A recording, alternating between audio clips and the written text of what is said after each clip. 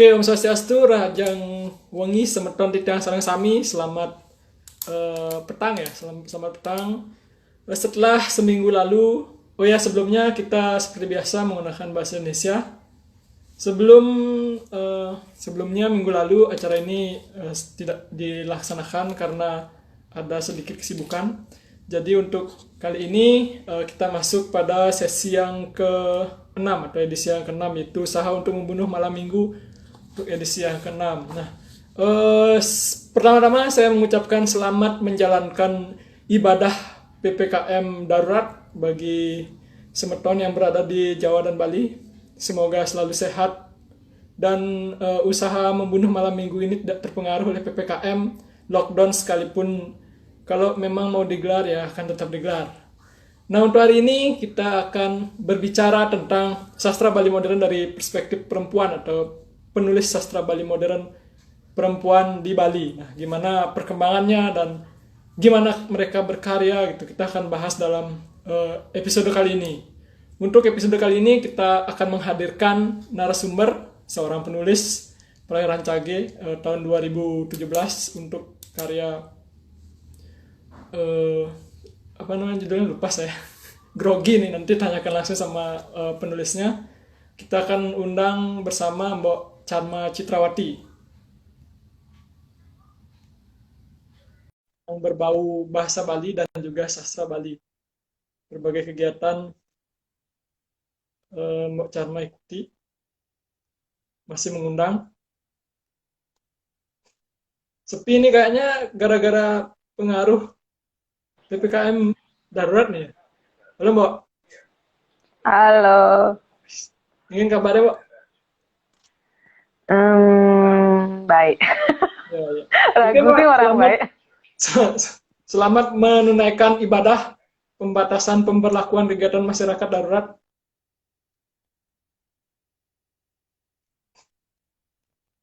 Halo Mbok, Sinyal Bo. Jelek apa sinyal dunia jelek nah? senawang nih ngon wifi ini senawang Mbok. Mbok ngon Oh, wifi, wifi. muter-muter.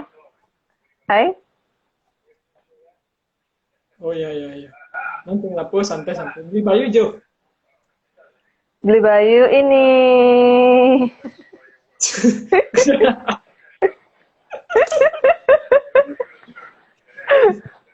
Oke, oke. Selamat menjalani ibadah pemberlakuan pembatasan kegiatan masyarakat darurat, Mbak. Ya, selamat bermalam minggu setiap hari di rumah. Ya, setiap hari malam minggu. Wah, berhasil berarti usaha membunuh malam minggu ini dibantu oleh PPKM. Saja didukung pemerintah berarti gue Bahkan pemerintah pusat aja mendukung acara ini. dukungannya ternyata sekeras tuh sampai efeknya baru 6 episode ya. Sampai Pak Jokowi pun terhubung. Ya, sampai Pak Jokowi menerapkan PPKM darurat. Ini hebat memang acara ini. Alim keren. Oke Mbak, hari ini kita akan ngobrol dalam bahasa Indonesia dengan sesi yang sedikit santai. Mungkin untuk awal-awal kita cerita tentang proses penulisan aja Mbak. Nah, tahun berapa mulai menulis gitu aja, santai-santai lah untuk awal. Tahun kuda kan yang mulai nulis dong sabe. Waktu TK sih belajar nulis. Kenapa? Waktu TK belajar nulis. Mau nasi TK mau Oh, langsung sih, SD. berarti SD. Berarti udah SD belajar nulis. Oh, Oke, tuh Mbak, SD. mungkin bisa diceritakan pengalamannya selama menulis, kapan mulai mengawali menulis, ya gimana awal-awalnya menulis lah, ceritakan aja mau selengkap-lengkapnya biar lebih panjang durasinya, biar sedikit saya bertanya. Jam durasinya 3 jam. Berapa Setengah jam durasi? paling. Langsung protes ya dulu marah mau bahasa Bali, bahasa Indonesia gitu. Ada. Ya mungkin untuk proses menulis kan, kalau teman-teman pasti semuanya melalui proses yang sama. Awal-awal menulis hanya berupa keisengan, apalagi kalau Mbok memang tuntutan mata kuliah sih dulu. S1 tuh ada mata kuliah proses kreatif dulu di Sastra Bali. Jadi itu di situ kita dituntut untuk menulis gitu. Dosen pengampunya waktu itu Pak Wayan Suwardiana. Pak Wayan Suwardiana itu kan aktif juga di Bali Pos. Jadi kita diminta untuk nulis. Pak Wayan bilang kalau misalnya tulisannya bisa dimuat dapat nilai A gitu waktu itu sih yang membuat padahal kewah kan tuh. Habis itu di situ mulai menulis terus ada juga himpunan mahasiswa dulu di Sastra Bali kita disuruh untuk mengisi mading secara bergantian gitu. Jadi itu waktu itu kok buat cerpen bahasa Bali pertama saat itu. Apa kan judulnya kok nggak tahu, udah lupa dah judulnya. Pokoknya ceritanya masih terngiang-ngiang dan memang Beli Bayu yang baca pertama memang waktu itu. Nah ceritanya FTV itulah tuh modelnya. Ada cewek tunangan tabrakan gitu-gitulah modelnya, model-model seperti itu. Benar-benar pemula karena memang Mbok kan tidak memiliki pengetahuan untuk bidang sastra ya. Kalau enggak kuliah di Sastra Bali kan enggak punya akses untuk ke sana. Ada sastrawan yang nulis karya, baru kuliah di Sastra Bali baru tahu kalau ada karya-karya cerpen gitu. Kan telat banget ya sebenarnya, padahal di uling SD sampai SMA juga baca-baca cerpen berbahasa Indonesia, tapi memang SMP pernah nulis juga, ikut di majalah Dinding, kemudian jurnalistik juga. Dulu SMP ada ini apa namanya tuh ekstrakurikuler koran Dinding, itu ikut nulis-nulis yang gitu, nggak pernah nulis bahasa Bali. Jadi yang menulis bahasa Bali itu pertama pas kuliah tuh udah di majalah Dinding dan koran Bali Pos, sempat nyoba-nyoba beberapa kali nulis walaupun nggak tembus ya. Dan lupalah apa tulisan pertama yang tembus di Bali Pos tuh, lupa, puisi kayaknya kalau nggak salah. Itu jadi prosesnya sangat panjang karena itu tuh kan bukan ini cuma awalnya iseng gitu kan, awalnya iseng terus kemudian ketemu terus beberapa teman-teman yang muda-muda kebetulan gitu, akhirnya terus ketemu Pak Jelantik Sante. Nah mulai Pak Jelantik Sante sebenarnya yang memberikan dorongan kami berdua untuk lebih menulis terus gitu, dengan misalnya ngasih komentar pada beberapa kekeliruan, misalnya mau nulis cerpen tuh dari segi kalimat, kata, runanya tuh kurang bagus gitu atau kurang benar gitu, keliru penggunaannya. Pernah Pak Jelantik Sante tuh mengomentari cerpen mau di Bali Pos, mau salah menggunakan istilah ajung tuh, sing nawang. Mbok tidak tahu bahwa ajung tuh hanya untuk panggilan untuk orang Cokorda ya, bener ya. Sing nawang di cerpen itu Mbok istilah kayaknya ide bagus atau dewa tuh ininya ajung lah di situ. Sudah Jelantik Sante nge-SMS gitu, dibilang lah bahwa disuruh waktu itu ke rumahnya, Mbok ke sana terus sama Beli Bayu dikasih tahu cerpennya ini kayaknya pasti Citra nggak tahu ya gitu, Dewayu pasti nggak tahu ya, dia bilang itu Pak Jelantik Sante.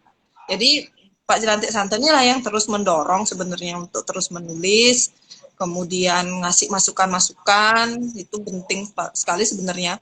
Kalau menurut Mbok sih, kalau misalnya tidak ada nggak ada komunitas sekarang nih Sastra Bali, Mbok kayaknya udah nggak nulis karena terus ketemu teman-teman kan saya, jadi terus pengen nulis gitu loh, terus pengen ada karya, pengen ada diskusi kayak gitu, pengen membangun gitu. Jadi kalau misalnya nggak ada teman-teman ini kayaknya udah nggak nulis kayaknya karena bukan tipikal yang disiplin juga. Oke, penonton 8 juta Mbak, santai. Jangan kok, terharu aja kok, live 8 juta. Untuk penonton yang mau bertanya, silakan di kolom komentar ya. Nanti semua pertanyaan akan dijawab. Pertanyaan apapun boleh tidak? Pertanyaan apapun. Ya santai. Kan Kan penting. Hah? Gimana kan? Kan pertama nulis cerpen dan Beli Bayu membaca pertama. Respon Beli Bayu terhadap cerpen itu gimana? Gimana ekspresinya? Mungkin bisa diperagakan, Mbak? Waktu itu beli Bayu tuh kan masih kondisi PDKT aja mau kan, jadi kan jadi dipuji-puji nih. Jadi waktu itu tapi beli Bayu ngasih komentar yang cukup ini sih, dia bilang cerpennya biasa aja nih, dia bilang gitu. Bahasa Bali, dia komentarnya bahasa Balinya yang sudah lumayan, penggunaan bahasa Balinya lumayan, tapi cerpennya biasa aja ceritanya, dia bilang gitu. Karena memang ceritanya tuh biasa kan tuh, orang berdua pacaran ditentang oleh orang tuanya, mau FTV aja mau masih ingat, cuma filenya mau nggak punya karena memang itu ditulis tangan waktu itu, mau ingat di koran dinding di kampus dipasangnya, jadi sempet tak kirim ke Bayu dulu sebelum ditulis di sana gitu, jadi nggak punya filenya nggak, jadi itu cerpen bahasa Bali pertama dan ada gambarnya penuh merawak-rawak lah pokoknya ini cerpen tuh. Nah Bayu bilang gitu, udah kok bagus, udah selesai gitu, dia bilang udah selesai, udah bagus, tapi memang sih ceritanya biasa aja gitu. Tidak ada yang istimewa dari karya ini. Karena ajem-ajemu. No, mana dia? Gak bilang udah bagus, tapi ya memberikan motivasi. Memang sih saya juga udah tahu kan dari karya itu juga nggak terlalu bagus gitu, nggak ini cuma memang iseng dan pertama kali memang nulis cerpen berbahasa Bali. Oke, kan dijanjikan oleh Pak Wayan Suwardiano bahwa kalau misalkan bisa tembus Bali Pos dapat nilai A. Mbak bisa meladeni tantangan itu, bisa membuktikan atau bisa apa ya? Enggak, mau nggak langsung bisa tembus Bali Pos, enggak, beberapa kali ngirim juga enggak dimuat, memang puisi waktu itu mau kirim, tetapi waktu itu mau bilang sama Pak Suwardiano, Pak, saya sudah bikin karya, saya kasih karyanya ke Pak Suwardiano gitu. Oh, udah dikirim kayak sudah, dia bilang gitu sama Pak Suwardiano. Ya, kayak Pak Suwardiano tahu dia karya waktu itu tuh ada 2 apa 3 gitu yang mau kirim ke Bali Pos waktu itu. Gitu.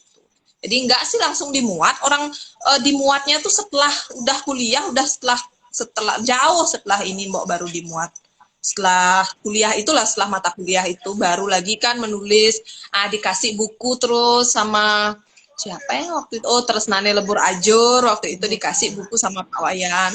Coba baca ini dulu Ge, dia bilang gitu. Kalau suka misalnya untuk menulis gitu kan, waktu itu akses buku kan nggak ini juga ya, nggak kayak sekarang kita juga bener. Jadi waktu itu dikasih Tresnane Lebur Ajur dan baru baca-baca lagi yang karya sastra yang berbahasa Bali kayak gitu. Kalau nggak ada mata kuliah itu mungkin nggak kenal ya sama sastra Bali modern ya kayaknya. Nggak aja, nggak tahu. Itu semester berapa itu Mbak? Semester kedua sih mata kuliah penulisan kreatif tuh 5 ya, 5 apa 6, semester 5 atau 6 itu tuh semester 5 kan, sekitar itu dah semester 5 penulisan kreatif, proses kreatif judul mata kuliahnya tuh. Oke, penulisan kreatif. Tapi akan man? Tapi akan dapatnya? Mana? Tuh kan lihat nyetor karya ya Pak Wayan tuh. Ya tetap A tapi kan. Udah berkarya. Oke Mbak. Mbak pas, nah selain tulisannya Pak Jelante Santo, mungkin ada tulisan lain yang mempengaruhi Mbak waktu menulis di awal-awal itu. Misalkan karya siapa yang Mbak baca awal-awal? Selain karyanya Pak Jelante yang dikasih Tresnane Lebur Ajur itu ya dikasih Pak Wayan. Sebenarnya Mbak kan seperti yang Mbak bilang tadi tuh SMA, SMP, Mbak kan memang demen baca, suka baca emang karya-karya, tapi bacanya hanya sebatas menghabiskan waktu aja gitu. Maksudnya hanya tidak terlalu tekun untuk pengen berkarya, nggak ada keinginan sebenarnya untuk berkarya, cuma memang pengen baca, suka baca karya-karya NH Dini kayak gitu. Nah, memang Mbok pecintanya Harry Potter, memang Mbok suka Harry Potter dari SMP gitu. SMP itu kan buku Harry Potter tuh kan mahal banget tuh buku Harry Potter. Nggak bisa beli.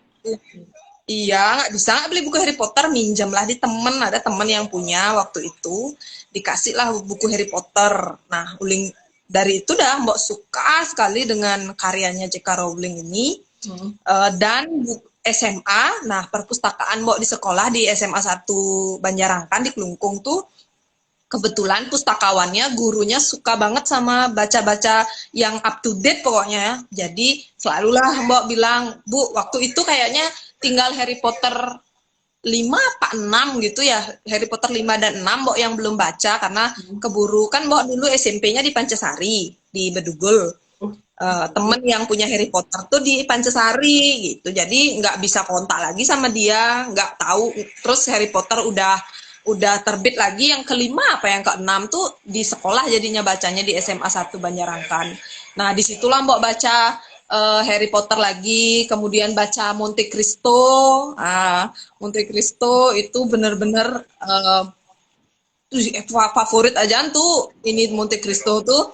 Terus setelah itu baru baca Putu Wijaya. Mbok kenal pertama karya perangnya Putu Wijaya tuh di situ dah, di SMA.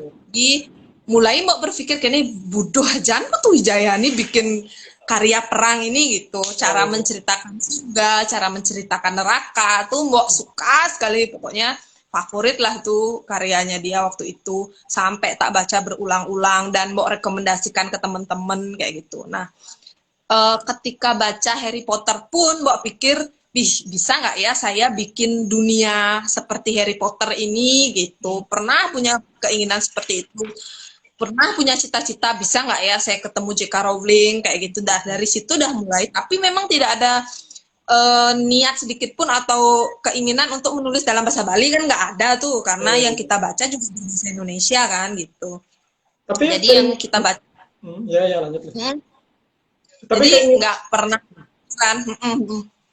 Tapi keinginan untuk menulis ala-ala Harry Potter dalam bahasa Bali atau bahasa Indonesia pernah nggak muncul?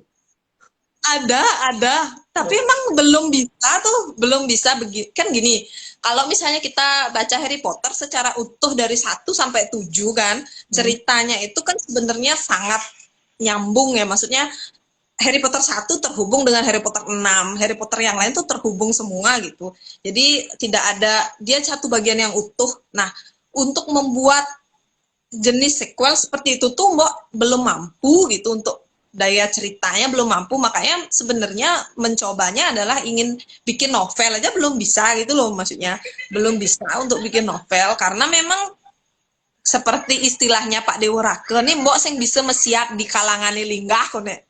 Hanya bisa, Pak Dewa Rake tuh punya istilah, ya nggak apa-apa nggak bisa bikin novel karena kan gregetan ya, maksudnya ada tuh Mbok tulis novel beberapa tahun yang lalu sampai hari ini pun masih filenya kok, tapi memang tidak pernah bisa selesai dengan bagus gitu, dengan rampung nggak bisa selesai gitu.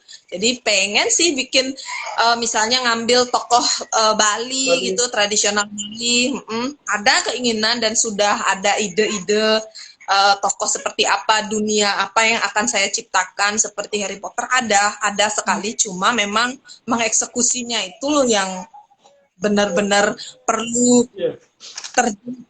itu kan tahu Mbok tuh bukan penulis yang produktif sekali bisa melahirkan karya dalam hitungan menit ya gitu kan, maksudnya selalu berpikirnya terlalu panjang dan ide tidak lost keluarnya, harus banyak baca lagi, harus banyak hal yang harus dilakukan ketika karya itu keluar.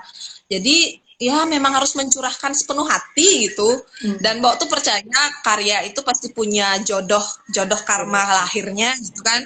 Jadi kadang-kadang kita itu merencanakan cerpen ini akan ada di buku Outkeller gitu misalnya. Ternyata dia emang sama buku itu ya gak bisa masuk gitu. Jadi gak bisa dipaksakan gitu. Jadi Mbok buat aja ide-ide, di catat aja ide-ide yang ada gitu, biar tidak keburu lenyap kan gitu. Jadi cepet nanti kalau misalnya kita punya ada waktu untuk mengeksekusi ya langsung dieksekusi kayak gitu.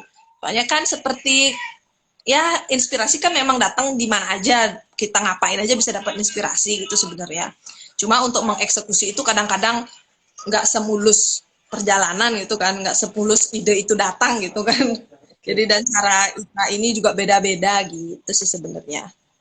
Oke. Mbok, tapi kan Mbok menulis Hmm.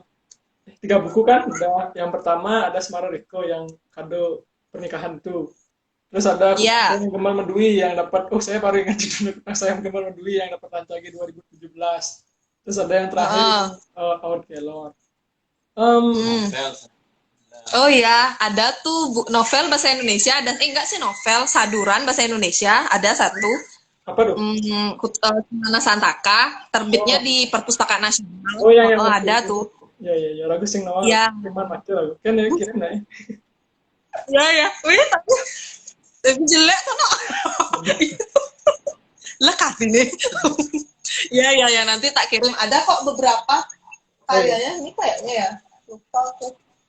Ada kok. Oh, ini nih. Ini bukunya. mana mana. Oke. Oh iya, ragu ragu mana kalian covernya? Ada ragu Iya, terjemahan. Kayak ragu terjemahan i- lontar tuh, no. iya dari kekawin, tapi ini apa namanya tuh saduran jadinya. Saduran kekawin Semana Santaka tuh tak buatin Iya, ini. Ini iya. ini saya baca kemarin waktu Perpustakaan Nasional. Hmm. Maunya ini dipakai covernya full, tapi memang ada miskomunikasi sih. Hmm. Makanya jadinya kayak gini deh. Ini Mbok yang ngirim sendiri, ada temen yang buatin untuk covernya. Maunya nih full kayak buku biasa tuh loh. Kayak Tapi buku jadinya malah ya ini. setengah-setengah ini. Ya. Oh, jadinya cara ngegambar gitu dah pokoknya. Aduh. Oke, berarti 4 ya.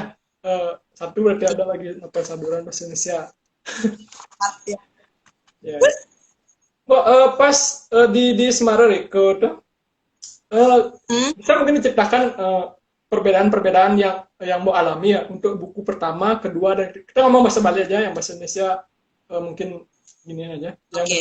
bahasa Bali itu dari Semarang Riko, terus saya yang Kembal Medui, apa namanya, Out Keller. Ada nggak perbedaan-perbedaan yang mau rasakan selama menulis tuh? Apa mungkin mau berpikir bahwa ini Semarang Riko nih, sorry, Out Keller nih baru cerpen gitu, di pidan-pidan sih, begitulah mungkin pemikiran. Sama kayak Eka Kurniawan kan bilang bahwa setiap novel yang lahir baru, bahwa itulah novel yang paling bagus menurut dia gitu, misalkan.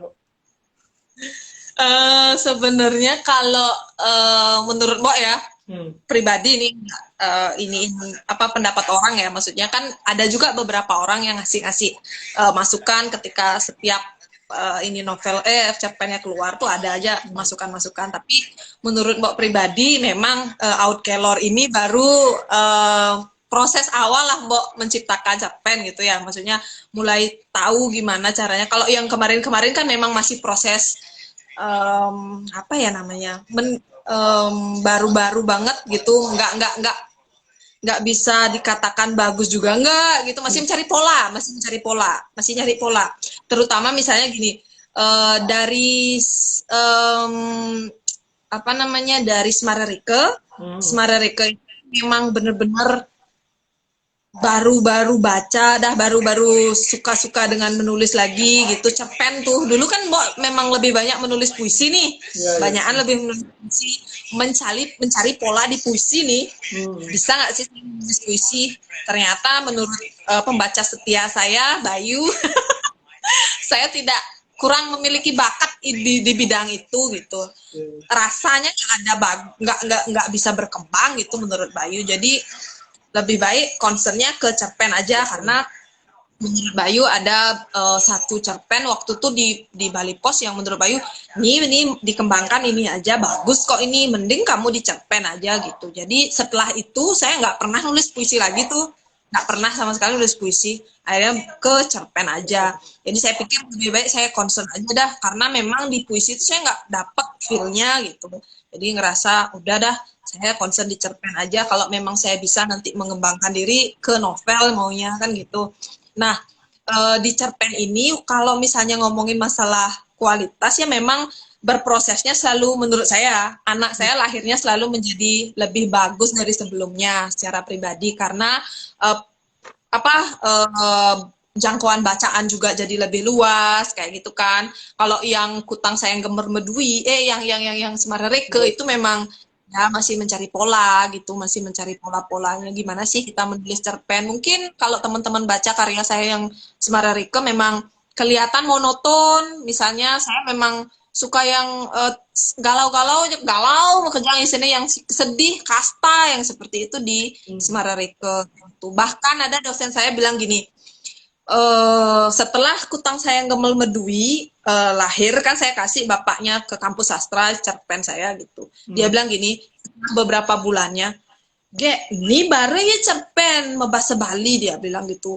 Kalau yang kemarin tuh Semarareke tuh cerpen bahasa Indonesia, kalau Semarareke tuh cerpen bahasa Indonesia tuh, dia bilang gitu. Maksudnya mungkin gaya bahasanya juga karena masih kaku kan kita, menurut pembaca ya, dosen saya bilang gitu. Oh nggih Pak, mungkin yang penting sudah ada perkembangan gitu kan. Kalau dari pemilihan ide juga lebih beragam juga Kutang Sayang Gemel Medui. Kalau yang Semarareke kayaknya masih ya seputar ini kasta kayak gitu, pernikahan antar kasta, model-model yang sederhana lah tuh gitu. Nah di Outkelor, nah begini, ketika kita misalnya menerbitkan buku 1, 2, 3 dengan sama kumpulan cerpen, tentu saya secara pribadi punya kekhawatiran, khawatir membaca itu merasa bosan dengan gaya-gaya penceritaan saya sebelumnya gitu.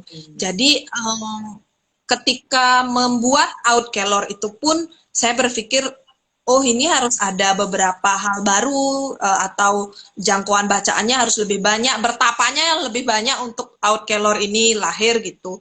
Jadi tidak hanya membaca yang karya sastra barat ataupun karya sastra yang kita aja, tapi bisa terinspirasi dari film, kasus-kasus yang mungkin atau yang lebih lagi hits, misalnya kayak gitu, mungkin apa yang bisa kita eksekusi, apa yang menurut kita di Bali tuh bisa kita kembangkan lagi untuk beberapa konflik-konfliknya gitu. Karena dari beberapa teman-teman yang ngasih masukan di Kutang Sayang Gemel Medui itu memang konfliknya itu sangat tidak tajam gitu. Idenya mungkin bagus tapi tidak terlalu tajam gitu ya. Banyak orang yang ngasih masukan seperti itu. Jadi mau berpikir, oh saya harus mengembangkan diri untuk bagaimana mengelola konflik ini menjadi lebih baik, itu di Kutang Sayang. Jadi selalu mencatat semua hal yang menjadi masukan yang perlu kita perbaiki gitu kan, karena memang membuat satu kumpulan cerpen kan rasanya semua ada, manis, asam, asin dan semua kan, tidak manis-manis aja atau masam-masam saja. Jadi membuat orang tuh terus ingin membaca gitu sebenarnya tantangannya kalau kita punya buku yang sama, kumpulan cerpen, dan kumpulan cerpen gitu. Jadi kayak gitu. Jadi semakin menantang. Kalau misalnya nih yang keempat nanti kan rencananya mau bikin kumpulan cerpen lagi. Nah, bocorannya itu sudah bocoran yang keempat. Bocoran yang keempat kumpulan cerpen ada, sudah konsepnya sudah diomongin, sudah sempat diskusi-diskusi lah, bahan-bahan sudah ada. Nah itu juga ingin menampilkan sesuatu yang fresh lagi gitu loh. Jadi menampilkan sesuatu yang fresh.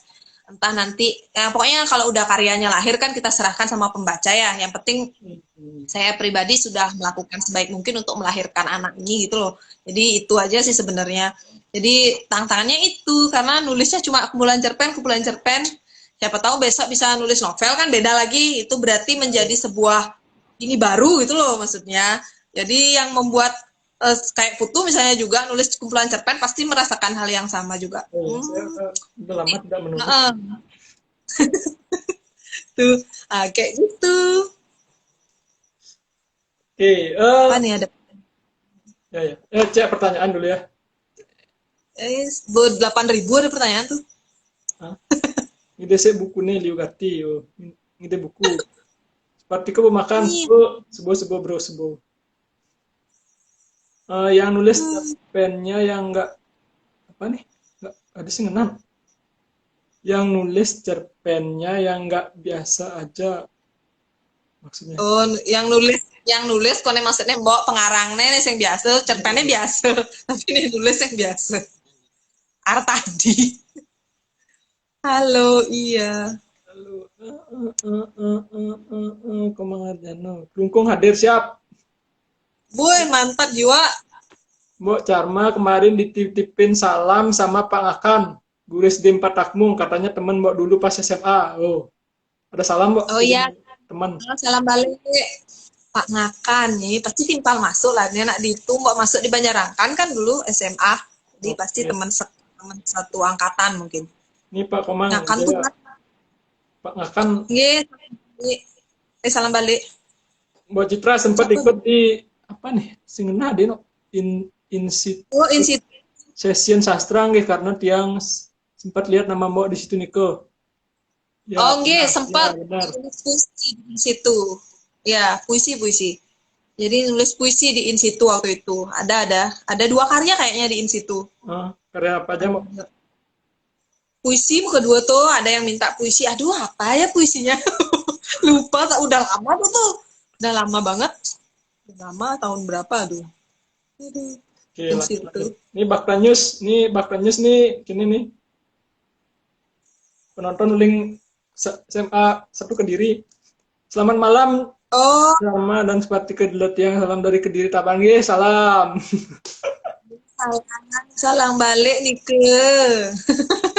Bahwa saya Komang, yang belum sukses juga nulis dengan bahasa Bali, jeg langsung blank kalau mikir kan nulis puisi Bali. Nah, mungkin ini Mbak, walaupun Mbaknya nggak nanya, tapi mungkin gimana Mbak siasatnya biar tidak blank, biar bisa nulis bahasa Bali.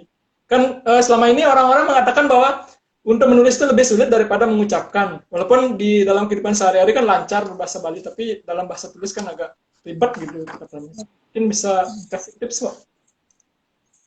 Sebenarnya ya kalau Mbok sendiri kalau sudah buntu menulis tuh memang pertamanya kan memang tahap yang Mbok lakukan ya. Ide itu kan muncul ya udah kita tuliskan dulu di komputer kan gitu. Nah, ketika di tengah-tengah mungkin ada kemacetan ide atau dan sebagainya, saya pikir saya berpikir nih secara pribadi, saya pasti kurang mengisi diri nih, entah dengan membaca, entah dengan menonton, nggak ada inspirasi tambahan lagi gitu, merasa kurang menarik. Seperti itu, jadi memang harus melakukan hal-hal yang lain dulu, jangan dipaksakan gitu. Karena pernah memaksakan satu buah karya, satu buah karya yang harus lahir gitu kan, maksudnya harus jadi nih karyanya gitu. Akhirnya juga kita nggak menikmati gitu untuk membacanya lagi dan memang aduh nih kok kayaknya kayak gini gitu. Jadi harus memang kalau Mbok sih membaca lagi. Misalnya dulu kan kita pasti kalau baca buku sepintas-pintas dulu baca nanti ada lagi yang perlu kita lakukan atau kita ingat kan ada kayaknya cerpen model kayak gini yang eksekusinya bagus gitu bisa kita baca jadi sebagai inspirasi seperti itu model-modelnya yang harus dilakukan jadi jangan dipaksa dulu biarkan dulu dia ini tapi kalau memang sudah mengalir sekali sebenarnya kan proses menulisnya bisa ada editing juga kan menulis kan nggak tentang menulis aja tapi juga tentang menghapus. Akhirnya saya ingat sama kata-katanya itu. Ya benar. Itu kan tentang menulis, nggak tentang menulis aja, tapi juga tentang menghapus teman-teman. Jadi kemampuan menghapusnya juga harus dan memindah ke kanan ke kiri atau mengubah itu kan prosesnya memang perlu harus ada gitu. Jadi harus menjadi orang yang sabar kalau mau melahirkan karya. Kalau saya pribadi ya harus sabar. Maksudnya sabar dalam artian untuk menunggu mana? Oh iya ya.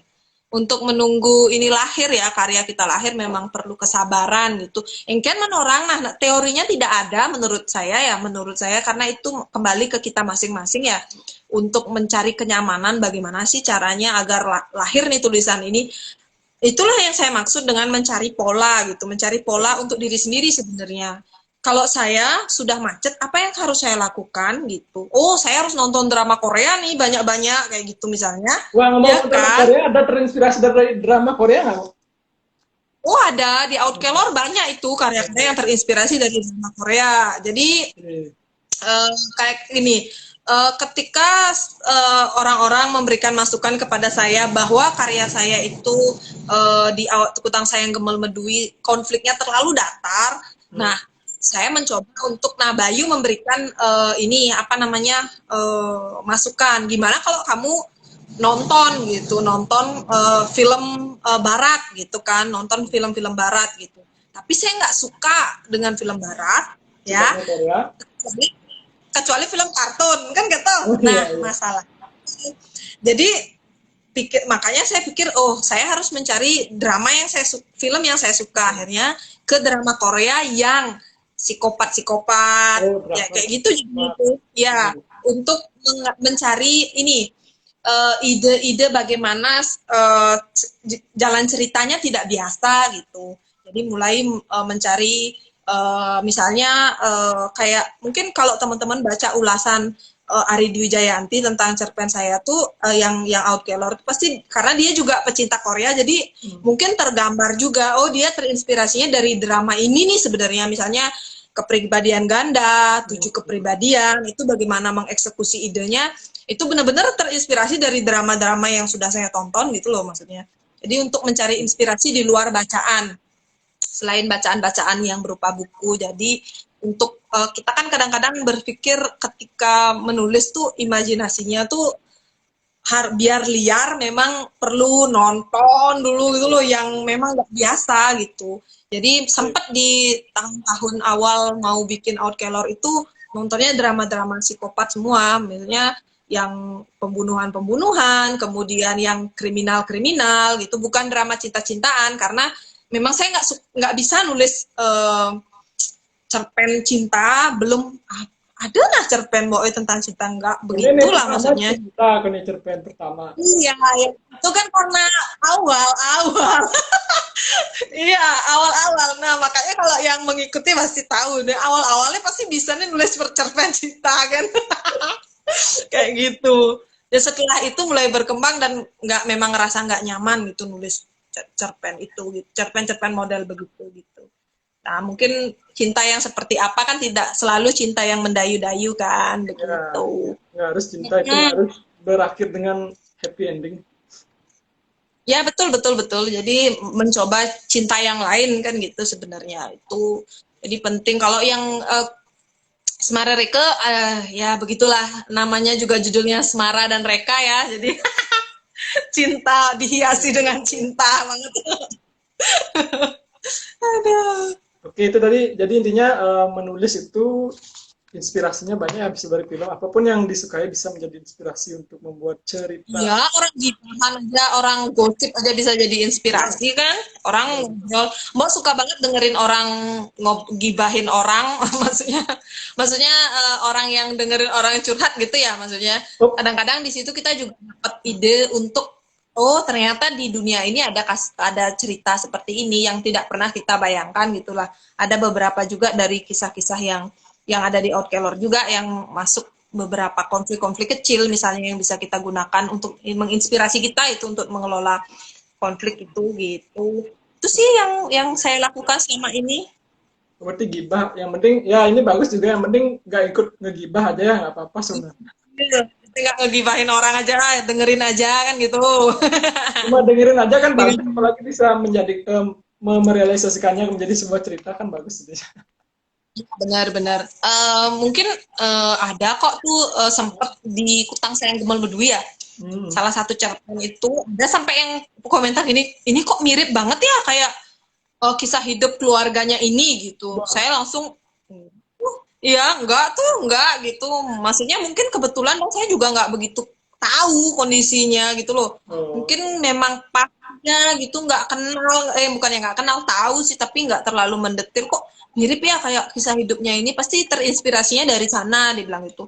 Ya mungkin ada karena pas aja kita mengeksekusinya mirip seperti itu, tapi saya pikir nggak 100% semua yang obrolan atau apapun tuh pasti bumbu-bumbunya dari kita juga kan, kita yang ngeracik bumbunya gitu untuk menjadi ngai rujak dikasih misalnya nih ngai rujak dikasih kedongdong dikasih mangga ya mau saya rujak kuah pindang atau rujak gula pasir kan itu terserah saya gitu kan, jadi dia kan menjadi karya yang baru walaupun misalnya ada hal-hal kecil yang mungkin mirip gitu, jadi itu fiktif belaka teman-teman, jadi tolong itu fiktif.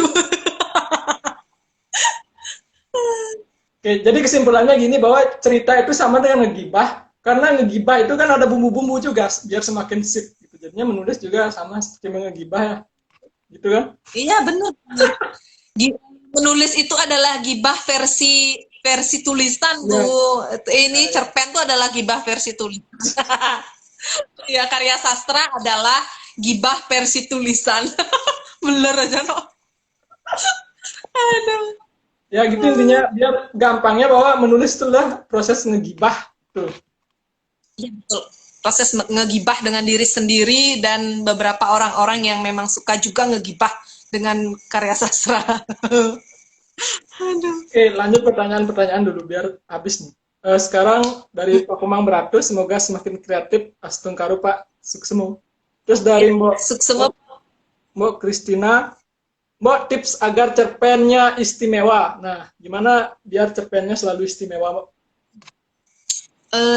Gimana ya? Kalau ngomongin masalah istimewa, sebenarnya cerpen-cerpen kalau saya pribadi ya memilih cerpen misalnya kayak Outkelor, semua cerpennya saya pikir adalah cerpen-cerpen yang menurut saya terbaik, pasti saya kasih ke Outkelor atau karya-karya yang saya pernah terbitkan. Jadi untuk membuatnya itu memang sebenarnya gini tuh, aneh juga ya, ada cerpen apa ya?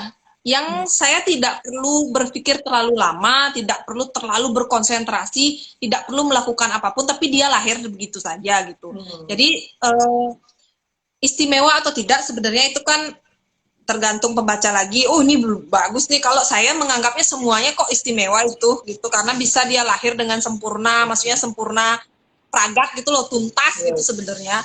Kalau saya sih berpikirnya gitu, di Outkelor tuh ada, nah gini.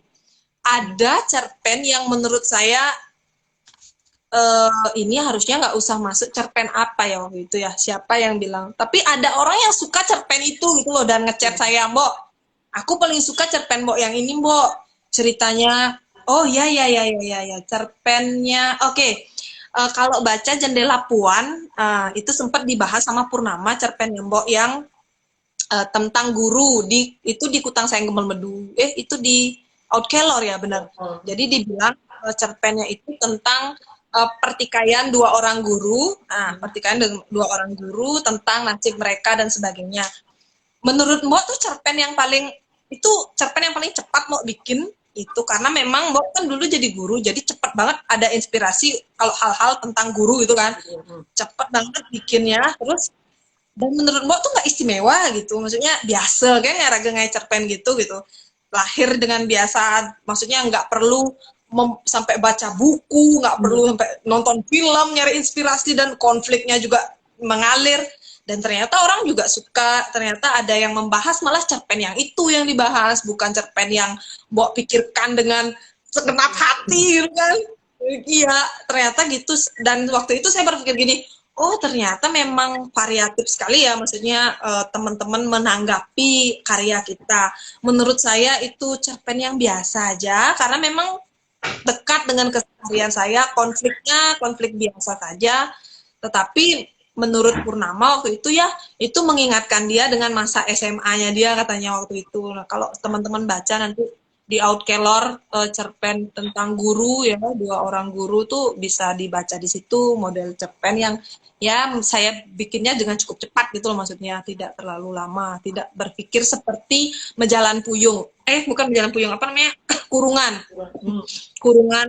cerpen Kurungan itu kan memang pengen mengeksekusi sesuatu yang baru. Nah itulah impian saya kan, saya pengen nih menampilkan sosok yang memiliki kepribadiannya banyak gitu kan, seperti gangguan kepribadiannya banyak, kemudian bagaimana menuangkannya lewat tulisan, karena kan yang saya tonton kan dia berupa film gitu, misalnya berupa film-film gitu yang banyak kepribadian 2, kepribadian 3, punya kepribadian 7. Jadi saya pengennya nulisnya gimana caranya nulisnya tuh biar orang ngerti bahwa ini nih bukan orang gila, tetapi orang yang memang punya kepribadian yang banyak. Tuh, ya begitulah butuh caranya. Aduh, semuanya istimewa menurut saya. Semua karya atau cerita itu sudah memiliki jalannya sendiri. Biarin dia mencari jalannya sendiri. Ya ini bija aja nasane no hidup putus Sumartiko. Gitu lah, ragu kan ingat-ingat kan gitu ragu orang ini. Iya benar tuh, benar, aku percaya banget. Oke, lanjut dari Mbok. Oke, sebelum lanjut Mbok, kalau nulis satu cerpen itu berapa kali ngedit Mbok? Kalau nulis satu cerpen itu Mbok bisa Mbok tuh udah jeleknya Mbok kadang-kadang ngeditnya lebih lama daripada bikin draft ceritanya. Ngedit tuh bisa berulang-ulang, misalnya kadang-kadang endingnya sudah ada di belakang, bisa kita balik lagi, taruh di depan gitu tuh yang bikin sebenarnya mau agak lama.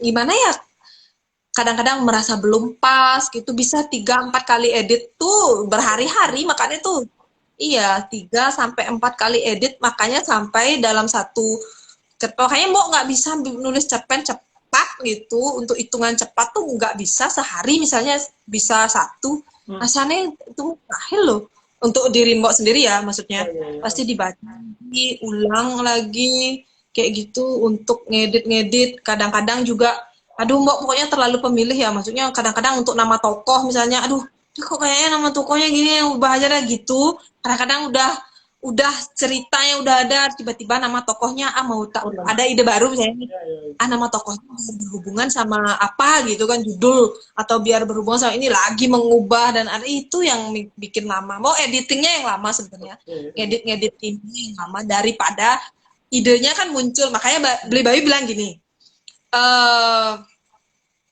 idenya kamu tuh punya ide bagus, tapi kadang-kadang eksekusinya yang tidak sampai gitu, karena memang terlalu banyak editing itu juga nggak bagus kan. Jadi editingnya besbok gitu, terlalu banyak editing di tengah, memasukkan yang lain, malah kadang-kadang agak kabur jadi cerita ide awalnya gitu. Jadi menurut Bayu sih gitu, nih idenya bagus tapi kan gini tuh, kalau menulis cerpen, karena punya partner yang selalu siap mendengarkan 24 jam, kayak gitu. Jadi setiap punya ide, pasti Mbok sampaikan dulu ke dia dengan lisan. Jadi ngomongnya gini, Bli, aku punya ide nih, ada orang tak bikin cerpen nih tentang pandemi gitu kan, tentang pandemi, maunya kemarin mau ikut nih lah, yang sastra Sewana nih kan mau ikut nulis gitu. Tentang pandemi, maunya nulis gini Bli, orang yang kena pandemi tapi terus dia tuh nggak jadi kena COVID gitu. Awalnya dia COVID tapi dia nggak jadi kena COVID. Nah itu udah mau ceritain secara lisan. Nah menurut Beli Bayu, menarik, coba tuh dieksekusi ini. Udah aja jadi tulisan. Beli Bayu tuh ekspektasinya pasti kira, aduh ekspektasinya bagus kayaknya, tapi ternyata setelah dibaca tidak terlalu sesuai ekspektasinya dia gitu, maksudnya kok malah kayak gini jadinya gitu, karena memang proses editnya yang Mbok mungkin agak berantakan gitu, atau kurang inilah untuk mengendalikan penulisannya. Pokoknya prosesnya cukup panjang kalau Mbok tuh untuk menulis satu cerpen tuh, makanya kadang-kadang perlu dibaca sama siapa, misalnya Pak Dewa Rake gitu. Terus kalau Pak Dewa Rake biasanya baca cerpen Mbok yang bahasa Indonesia biasanya kan gitu. Ada beberapa yang Mbok pengen bikin cerpen bahasa Indonesia dan memang nggak pede karena bahasa Indonesia yang Mbok kaku gitu, jadi tidak mengalir dengan bagus gitu kan. Jadi pasti dibaca Pak Dewa Rake kalau cerpen bahasa Indonesia. Beli Bayu jarang baca yang cerpen bahasa Indonesia, biasanya kirim ke Pak Dewa Rake, biasanya dibaca kayak gitu.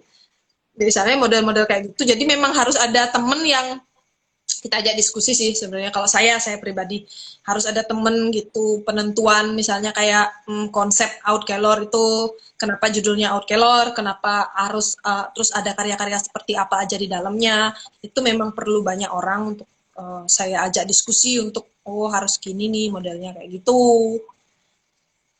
Oke, tapi kadang-kadang ada kalanya bahwa pengeditan itu harus dihentikan mungkin ya, karena kalau terus ngedit nggak selesai satu karya. Sekali. benar satu. Kadang-kadang malah kalau kita terlalu konsentrasi pada sistem pengeditan kita tuh nggak pernah puas kita dengan peletakan apapun dalam cerpen kita, dan kadang-kadang tuh itu mengganggu sebenarnya kualitas kene awal atau ide awal Rake tuh kadang-kadang agak melenceng jauh jadinya. Karena kan mungkin gini, satu hari kita punya ide ini, terus kita tulis sampai selesai, kemudian kita edit besoknya misalnya, kan udah beda lagi nih pikiran kita ingin memasukkan, udah masuk baru, udah masuk itu. Jadi kadang-kadang mau membatasinya ya dengan ya udah dah, pokoknya aku harus deadline nih, harus selesai hari ini gitu. Udah terlalu lama menurut misalnya dia ada di laptop dan tidak bisa keluar dari file itu ya udah kita harus cukupkan nih, harus di sini nih gitu. Tapi kadang-kadang ada juga perasaan itu kayak gini banget ya karyanya. Ada juga kayak gitu. Ya namanya gini, jangankan kita yang baru gini, yang senior pun banyak sekali ngeditnya. Misalkan kayak Sino misalkan kemarin bilang sampai 6 kali dia ngedit untuk satu cerpen. Oh ya. Oh Mbok 3 sampai 4 kali kan Mbok pikir udah banyak banget ya. Maksudnya 4 kali tuh kita udah kalau 4 kali dengan cerpen dengan panjang 7 halaman, itu berarti udah setiap halaman kita edit terus tau. Iya. Iya. Iya, itu kan udah setiap halaman kita ubah-ubah terus gitu. Dan Mbok memang nyaman menulis dengan halaman 7 halaman tuh asalnya lebih manis batu gitu. Cerpen-cerpen dengan 7 halaman tuh batu. Kita tidak terlalu panjang juga, tidak terlalu pendek. Kalau 4 halaman tuh pendek banget menurut Mbok sih. Kadang-kadang ada sesuatu yang terlalu tergesa-gesa untuk ingin kita sampaikan gitu. Baik itu dalam dialog ataupun dalam ini narasinya, biasanya 4 halaman tuh agak pendek-pendek, terlalu pendek menurut Mbak gitu. Kalau 7 manis aja nasnya. Iya, 7. Makanya cerpen-cerpen apa sih 7, 8 gitu halamannya. Karena memang menurut Mbak pas banget asalnya kalau misalnya kita nulis di 7 atau 8 halaman itu. Gitu. Oke, Lisa, pertanyaan ini aja lah kurang cosan kebetulan lo ke DJ maru. Pertanyaan ke DJ maru, Bu hilang ya. Ntar lo.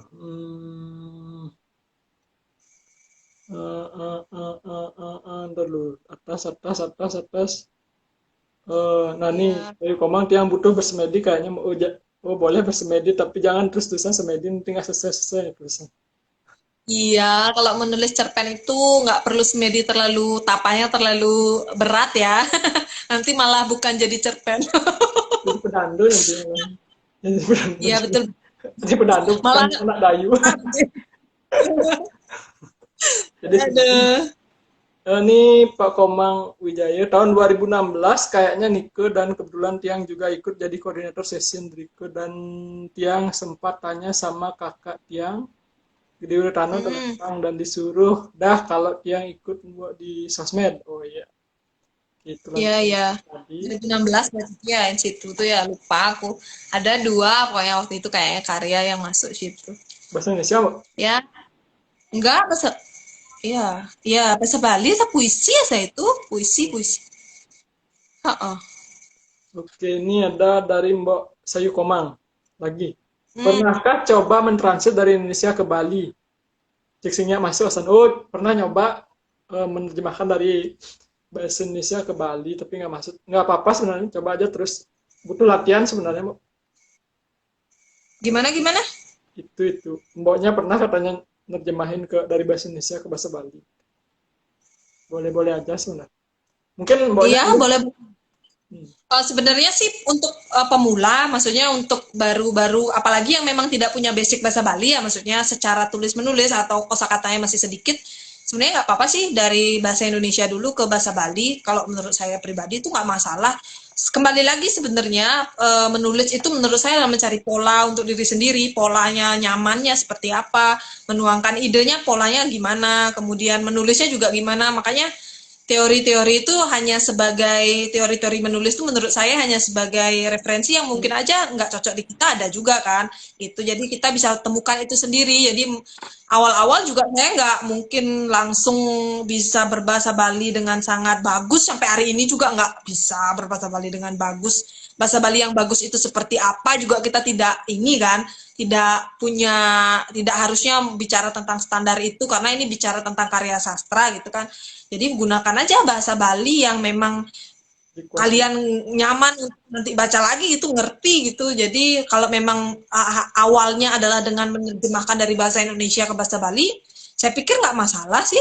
Yang penting jangan diterjemahkan per kata gitu kan.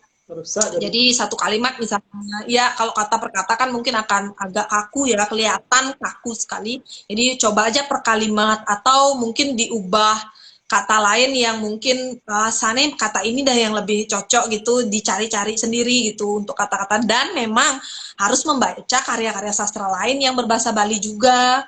Nah, kita kan punya nih misalnya yang pengen karya cerpennya, mencoba untuk membuat cerpen-cerpen dengan ending yang mengejutkan gitu, misalnya baca karya-karyanya Spartike gitu modelnya, atau misalnya pengen karya-karyanya yang ringan tentang konflik-konflik sehari-hari, baca cerpen-cerpennya Made Suar. Kan kita udah punya ini sebenarnya, udah punya referensi-referensi gitu untuk membaca karya sama teman gitu kan. Itu. Jadi seperti itu sih kalau saya misalnya nih pengen punya permainan kata yang bagus gitu kan di dalam cerpen rumit gitu, baca karyanya Pak Suarse kan udah pasti ya punyalah ide untuk membuat itu gitu. Jadi itu benar-benar berpengaruh juga untuk penulisan kita ke depannya gitu. Oke, ini Liusa ada pertanyaannya, harus cepet nih. Harus terus scroll sebentar. Tidak dasar. Ini Pak Komang Wijaya lagi. Beda ya Mbak kalau baca beda nggak intonasi baca puisi Bali dengan cerpen Bali dibanding yang pakai bahasa Indonesia? Oh. Beda nggak intonasinya? Beda nggak intonasinya antara baca puisi Bali dengan cerpen Bali jika dibandingkan dengan yang bahasa Indonesia? Baca puisi nih. Aku nggak punya kemampuan untuk baca puisi ya teman-teman. Ya pengalaman mungkin kan buat saya baca puisi setidaknya. Saya beda dong, pasti berbeda sih menurutku. Kadang-kadang juga kalau saya misalnya lihat orang yang kalau saya baca cerpen ya, kalau baca cerpen kan sukanya memang baca cerpen, membacakan lagi. Kalau teman-teman mau lihat di YouTube saya ada beberapa pembacaan cerpen kan, itu tuh memang berbeda dengan yang bahasa Indonesia. Ini kan bandingannya sama bahasa Indonesia ya. Iya, bahasa Bali dengan bahasa Indonesia gitu intinya. Cerpen ya, bahasa Bali terus bandingan dengan yang bahasa Indonesia gitu. Beda kok menurut saya, karena di situ tuh ininya juga beda, bahasanya juga beda, habis itu ide-ide yang keluar juga beda, apa namanya ya, bukan ide sih, apa sih namanya, situasi ini cerpennya juga berbeda. Ada kok saya baca cerpennya Mbak Sonia di YouTube. Nah, itu kan bahasa Indonesia. Itu berbeda sekali dengan ketika berpikir dua kali lebih lama ketika baca cerpen yang bahasa Bali, karena bahasa Bali kan raga biasa ya ngangon bahasa Bali. Ketika baca bahasa cerpen bahasa Indonesia malah jadinya nanti pidato kan, karena yang kita dengarkan kan pasti hal-hal yang berbau kayak gitu, jadi harus baca lagi yang lain. Sampai mau sempet kan pengen baca cerpennya Mbak Sonia tuh nonton pembacaan cerpen yang lain gitu di YouTube, kan sih nak baca cerpen bahasa Indonesia sebenarnya gitu. Jadi kadang-kadang juga berpikir biar nggak jadi intonasi juga kan berbeda begitu, kayak gitu sih ya kalau mau baca cerpen. Kalau puisi saya emang nggak punya banyak kemampuan ya untuk baca puisi, tidak begitu mendalami itu, tapi ya memang puisi itu kan memang feels-nya harus dapet ya dari segi kita bisa masuk ke dalam puisi itu sesuai dengan tema dan ininya apa namanya sense rasanya kayak gitu. Jadi memang harus disesuaikan sih, nggak mungkin sama antara bahasa Indonesia dan bahasa Bali itu kalau menurut saya begitu. Itu sih. Ada pertanyaan nih, Mbak aja nih. Kalau masih belum puas dengan jawabannya bisa nanya lagi di bawah. Ya benar boleh. Dari Kasuwardana, hai Bu Charma, aja lagi dong Pak Bali untuk melahirkan cerpen. Oh, udah disuruh lagi buat cerpen bersama. Oh, cerpen bersama. Sebenarnya ada ya ide tahun lalu nih tuh. Tahun lalu ini ada sebenarnya ide untuk memperingati pernikahan kami yang keberapa gitu. Sempet kok. Dan itu tahunnya sudah ada beberapa.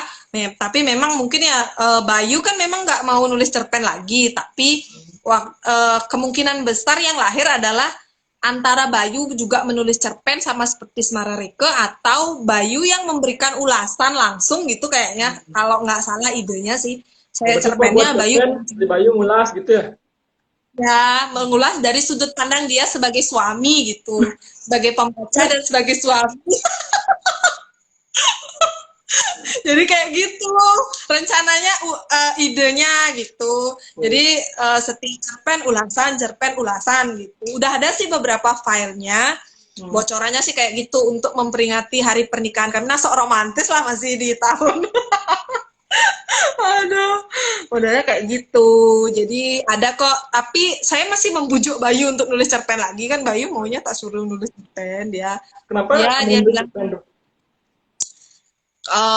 dia pikir sih udah lama nggak nulis gitu, agak nggak ada ini juga, nggak ada, bukannya nggak ada waktu ya, maksudnya agak susah jadinya menuangkan tulisannya, jadi agak kaku, udah lama nggak nulis gitu dia bilang.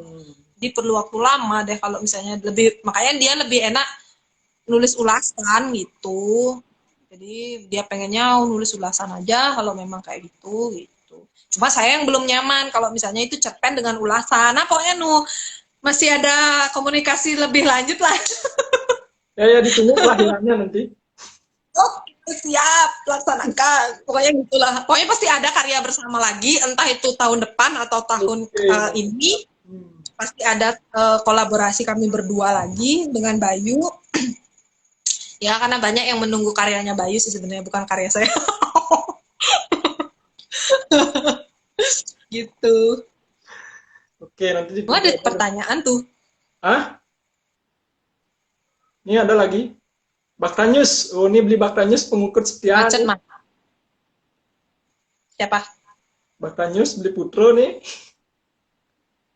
Oh, Tong. Putra Aryawan je. Mbak Charma kameranya goyang-goyang jadi mabuk ini. Menurut Mbak Charma, seberapa pentingkah pasangan hidup dalam membangun imajinasi menulis, boys? Ya, ya, ya. Makasih, Mbak. Oh, kalau menurut saya penting banget. Penting banget ada pasangan hidup, atau sebenarnya kalau nggak perlu sih pasangan hidup ya, karena saya kebetulan beruntung aja punya pasangan hidup yang sama juga suka di bidang ini. Kalau misalnya teman-teman yang lain nggak harus jadi penulis punya pasangan hidup, nggak sih wajib. Yang wajib adalah punya teman untuk berkomunikasi atau teman untuk diskusi sebenarnya. Nggak harus pasangan hidup sih. Dan itu memang penting sekali. Jadi penting sekali untuk proses kita. Ada yang mengingatkan juga, kayak Bayu ini kan rewel nih orangnya. Rewelnya itu adalah, kok kamu nggak ada berkarya lagi? Kok udah berapa bulan nggak ada karya lagi? Kenapa? Dia selalu cerewet untuk bertanya itu gitu loh. Jadi kadang-kadang kita ngerasa, oh iya ya udah ada kok ide beli tapi belum ini. Oh kok nggak gini? Dia tuh yang mungkin, aduh dia cerewet memang untuk masalah itu ya, untuk masalah kok nggak ada cerpen lagi? Mana cerpennya? Gitu, model-model pertanyaan simple dikala saya masak gitu misalnya kan. Itu penting sekali sebenarnya. Dan itu juga menumbuhkan semangat kita kan. Jadi, oh iya ada loh orang yang nunggu karya kita gitu maksudnya. Ada loh yang penasaran juga dengan karya kita, orang terdekat misalnya kayak gitu. Adik-adik saya misalnya kan, kalau misalnya Kak, kapan lagi ini nerbitin buku gitu? Ada juga pertanyaan gitu. Jadi memang penting sekali sebenarnya orang yang memang sefrekuensi lah dengan kita untuk bisa diskusi, sekedar batas ngobrol-ngobrol kayak gitu. Nggak harus pasangan hidup beli, nanti nyari pasangan hidup lagi nanti beli yang lain-lain. Mungkin Kayak ke gitu. depan mungkin gitu kayaknya itu. Aduh. Jadi ya begitulah Jadi intinya. setidaknya Jadi gini setidaknya apa? Ada satu orang yang pasti akan membaca karya kita ya. ya, Itu iya keunggulannya benar. daripada yang belum punya pasangan hidup.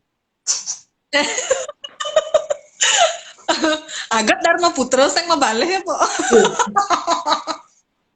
Oh ya, kalau misalnya kayak saya temen ya, Dayurini, Dayurini itu, Dayurini itu memang selalu ngasih masukan dan ngasih baca dengan sangat serius karya-karya yang saya kasih misalnya gitu.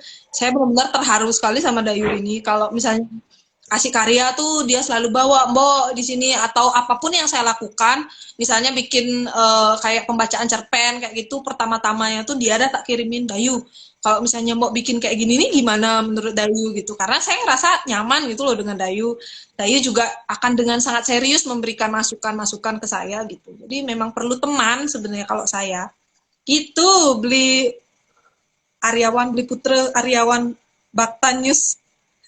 Baktanyus, Baktanyus. Iya.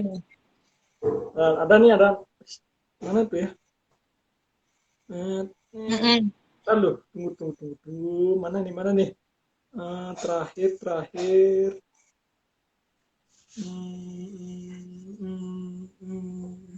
Banyak sekali no. Oke. Nanti Balaram, boleh hadir, siap, suksemu. Makasih Ongki. Oke, nah ini pertanyaan dari Antari. Dia sering jadi langganan temen curhat, Mbok jeleknya. Oh, Mbok curhat dengan gini nih. Oi, dia jadi Jeleknya. langganan curhat. Yang sering jadi langganan Ya, temen curhat, Mbok jeleknya. Curhatan mereka tiang jadiin ide cerpen. Nah, itu Mbok gimana caranya biar bisa nulis cerpen ketika ditinggalkan beberapa hari bisa dilanjutkan lagi dengan ide awal, karena saya sering kalau nulis tidak sekali duduk beres ujung-ujungnya tak berujung. Nah, tuh. Gini Antari itu gosip-gosip orang jadi nih. ide cerpennya nggak sekali duduk. Kayaknya itu masalah-masalah yang sama ya, yang kita alami juga sebagai penulis-penulis pemula ya. Penulis senior juga mungkin kayak gitu, kondisinya sama. Tidak, Jadi tidak. kalau menurut saya sih, kalau misalnya cerpen-cerpennya agar kembali ke ide awal, ditulis dulu di awal semampunya, semaksimal mungkin sampai di mana cerpennya ada idenya bagaimana, kemudian baru dikembangkan lagi gitu, pelan-pelan aja sebenarnya, dan jangan terlalu memaksakan diri untuk satu buah cerpen. Jika misal, kalau saya pribadi, kalau misalnya muncul lagi ide yang baru, udah tinggalkan aja dulu sementara itu. Jangan dikonsentrasikan dengan satu ide itu aja terus gitu. Karena kita kadang-kadang akan menjadi sangat kesal dengan satu ide yang tidak selesai itu. Jadi biarkan, buatkan satu folder yang memang khusus untuk cerpen-cerpen yang tidak selesai atau belum selesai. Ya, kita bisa buka folder itu lagi, mengingatnya lagi. Jadi pasti ada folder-folder seperti itu kalau menurut saya. File-file yang tidak bisa selesai itu pasti ada kalau misalnya kita, kan nggak semuanya mulus nih, perjalanan cerpen dalam melanjutkan cerpen tuh nggak mulus kalau saya. Jadi nggak usah sekali duduk atau 2 kali duduk, 3 kali duduk juga nggak selesai, ya sudah. Kalau ada ide baru ya tinggalkan, kalau enggak ya baca dulu karya yang lain, kalau enggak lagi ya nonton film dulu.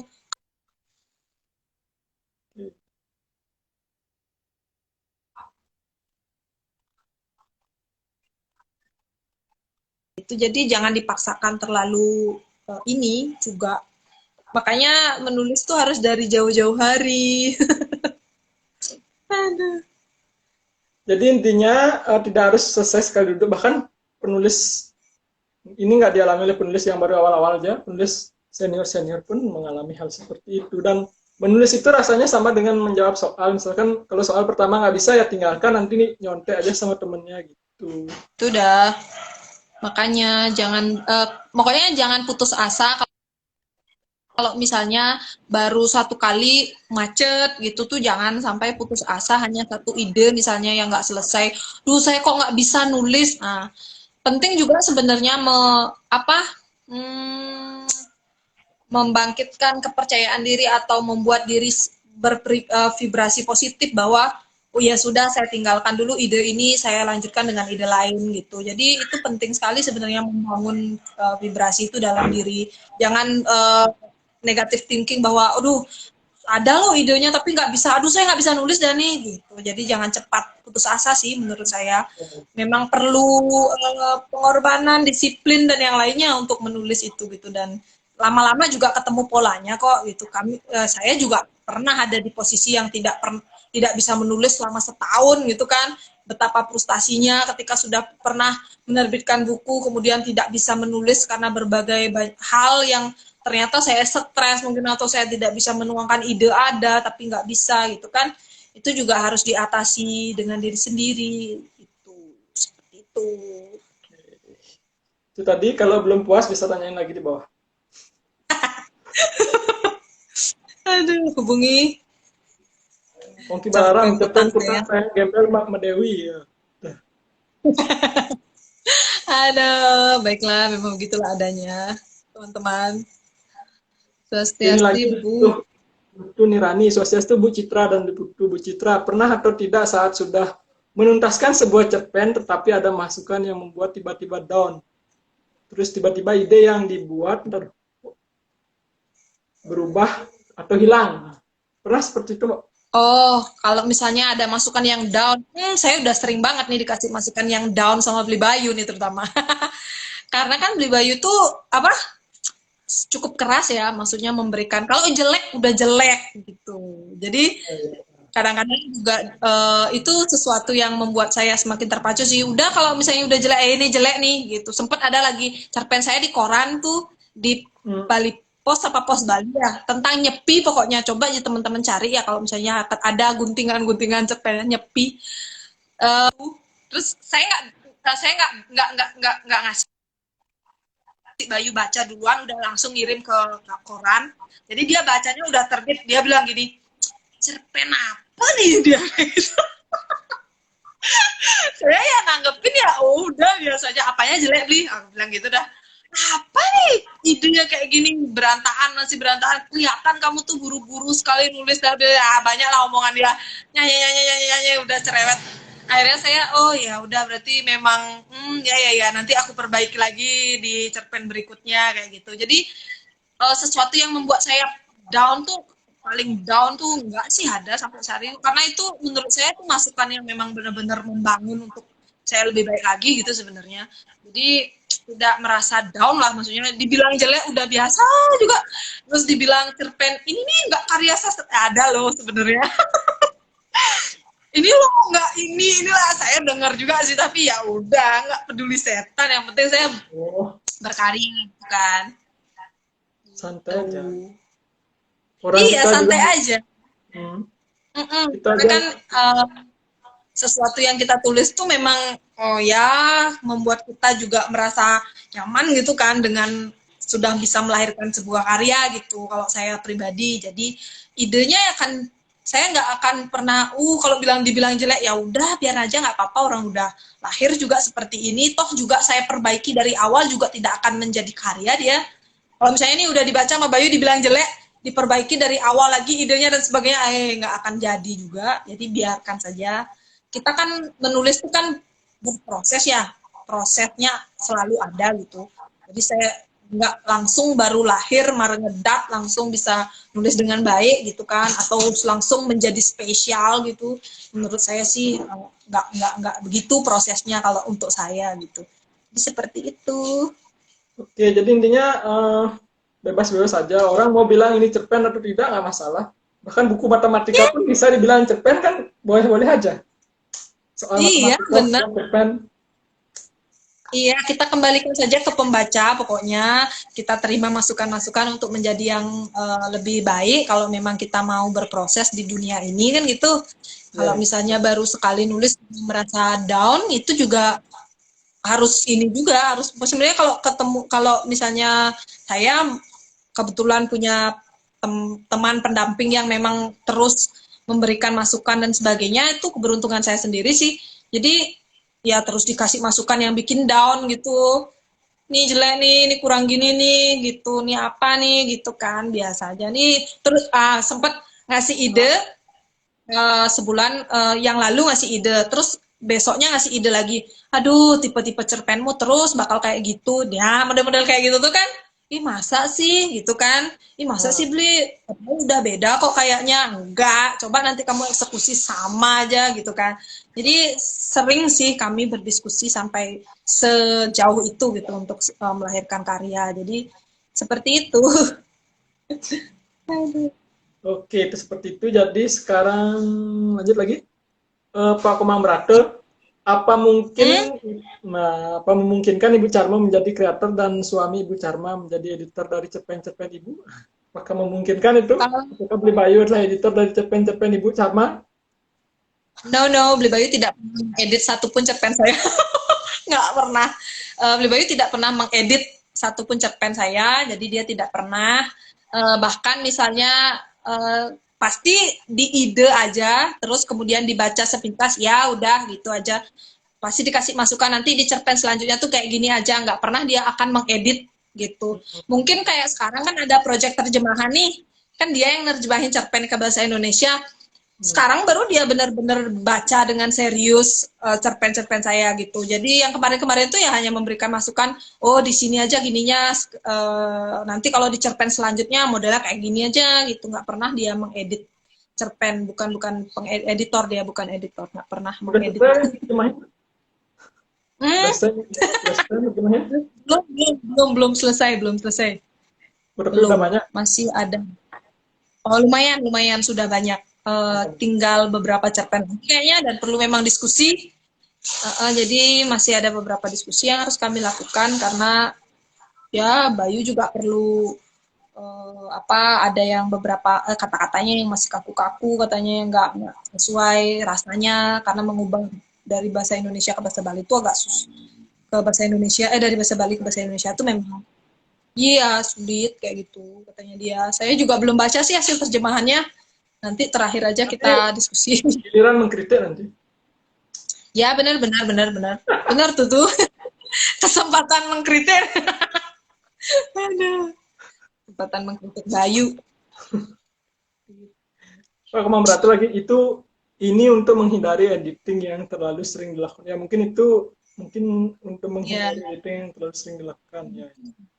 Bisa jadi. Iya, tapi untuk misalnya Bayu sempat bilang begini, kalau misalnya aku yang editin atau aku memberikan ide tambahan pada cerpenmu, itu kan bukan cerpenmu lagi, dia bilang gitu. Jadi ya aku nggak biarin aja itu cerpenmu yang sudah selesai, tidak perlu lagi menurut Beli diapakan, dibawa kemana. Dia tidak pernah memberikan komentar ke cerpen itu yang untuk diubah gitu, nggak pernah. Diubah aja, jangan kayak gitu, nggak pernah gitu. Jadi dia pasti ya udah kalau udah jadi seperti itu ya itu memang karyamu gitu. Jadi nanti di cerpen selanjutnya buat ininya seperti ini kayak gitu sih. Saya juga disuruh memperbaiki, udah selesai kan ya agak susah juga ya, udah selesai di editing lagi. Kayak gitu. Model begitu. Lanjut lagi. Mau nggak kalau diundang di Insitu lagi untuk baca puisi yang di sana dan dikolab dengan musik eksperimental dan mungkin ada bedah karya puisi yang waktu dikirim di Insitu. Tuh, ditawarin tuh, tawaran tuh dapat tawaran langsung nih. Berkat 7 juta penonton. 15 tadi, 15 juta dapat 18 kayaknya dapat tadi. Kalau baca sih sebenarnya baca puisi ya gimana ya, nggak pernah baca puisi yang aku nggak punya bakat, tidak pernah menggali bakat itu ya. Dulu pernah ikut lomba-lomba baca puisi waktu SD itu kan beda banget ya dengan perkembangan, dan saya tidak mengikuti perkembangan bacaan puisi. Tetapi kalau memang rasanya bisa melakukan kolaborasi, kenapa tidak sih, sebenarnya bisa kita lakukan itu gitu. Oh, itu udah diterima.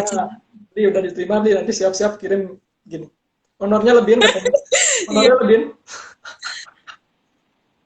Aduh, ya kalau memang bisa dikolaborasikan kan memang mungkin bukan saya pembacanya atau mungkin bisa saya pembacanya, belum tentu juga gitu loh. Maksudnya kalau bisa dikolaborasikan bersama, kenapa tidak gitu.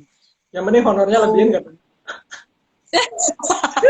Berapa persen untuk suara Sekeng Bali gitu kan. Aduh. Oke. Itulah. Semuanya sudah terjawab pertanyaannya.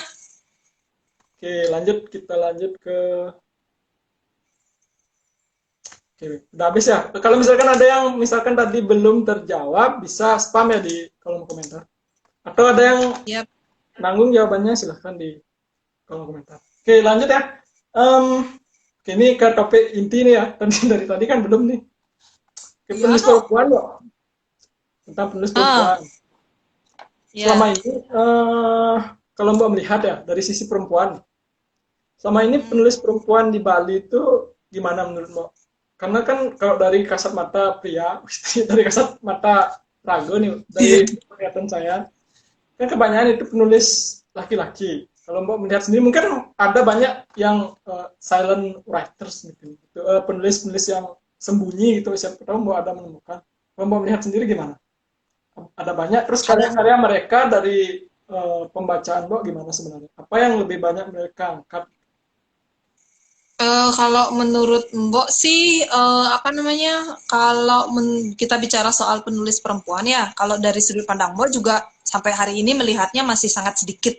Jika dibandingkan dengan penulis laki-laki ya, penulis di sastra Bali terutama sih, kan bisa dihitung. Walaupun sekarang sudah tumbuh ya beberapa orang-orang juga yang menulis kayak Antari, kemudian Renes dan sebagainya ya, orang-orang yang lainnya, pemuda-pemudi yang lainnya, cewek-cewek yang lain yang ikut menulis juga, tetapi juga tidak seproduktif penulis laki-laki gitu kan sebenarnya. Maksudnya tidak bisa sebanyak penulis laki-laki intensnya untuk menulis. Mau pikir sih tidak ada tidak masalah ya, maksudnya ketika itu Mbak percaya juga sebuah proses dari alam juga untuk penulis perempuan itu hadir dalam hasanah sastra Bali modern saat ini ya. Tidak perlu kuantitasnya banyak gitu, tetapi memang dia terus tetap berkarya dengan tidak ada deadline-nya tuh menurutku juga nggak apa-apa gitu. Tapi memangnya tadi kan sempat ada beberapa yang komentar Antari misalnya nggak ada mood untuk nulis atau apa, ya sudah biarkan saja gitu. Yang penting adalah menulis itu bagi mbok, bagi perempuan ada tempat untuk menuangkan ide-ide dan mengeksplor diri aja sebenarnya sudah sangat sangat beruntung ya bisa menulis gitu, menulis dijadikan media gitu. Jadi menulis dijadikan media sebagai seorang perempuan Bali nih yang punya kesibukan dengan banyak hal, tidak hanya ngurusin dapur yang sudah menikah, ngurusin yang lain-lain juga, adat budaya dan sebagainya. Saya pikir tidak perlu sebuah kuantitas yang banyak untuk perempuan ya, tetapi saya punya keinginan juga banyak memiliki geng yang lebih banyak dalam menulis ya, maksudnya ada banyak-banyak penulis-penulis perempuan yang muncul gitu, walaupun tidak sebanyak penulis laki-laki dalam kuantitasnya menulis karya gitu. Yang penting ada gitu, yang penting ada generasi-generasi yang melanjutkan ini penulisan-penulisan ini, mengeksplor diri, karena itu kan saya merasakan manfaatnya loh menulis itu seperti apa untuk perempuan ya. Jadi saya sebagai perempuan diberikan sebuah keberuntungan, jadi memberanikan diri untuk menulis walaupun itu masih berproses, belum bagus atau apa. Tetapi itu sebagai sebuah tempat di mana saya bisa mengeksplor diri, merasa membuat dunia yang baru untuk diri saya, mencoba untuk mengalihkan pikiran dari sesuatu yang membuat saya stres gitu tuh. Jadi menurut saya perempuan-perempuan Bali yang memang mungkin memiliki kecintaan membaca dulu, kemudian memiliki keinginan untuk menulis, dilanjutkan saja gitu, dieksplor saja dirinya untuk menulis. Walaupun tidak menjadi sebuah karya sastra ya, jadi tidak harus awalnya langsung punya buku gitu, atau kalau saya pikir sih perempuan-perempuan Bali itu hebat-hebat sebenarnya, tetapi tidak punya keberanian untuk artinya nyanan jelek, nyanan itu tuh kan, masih aja punya pikiran seperti itu. Biarkan saja dulu, disimpan dulu untuk diri sendiri, tetapi tetap saja menulis gitu, tetap saja menulis dengan media apapun ya, maksudnya di bidang apapun, menulis artikel, menulis puisi, menulis apapun ya, quote atau apa ya yang membuat kita itu bisa membuat kita mengeksplor diri sendiri gitu sebenarnya. Penting soalnya itu untuk kesehatan emosional.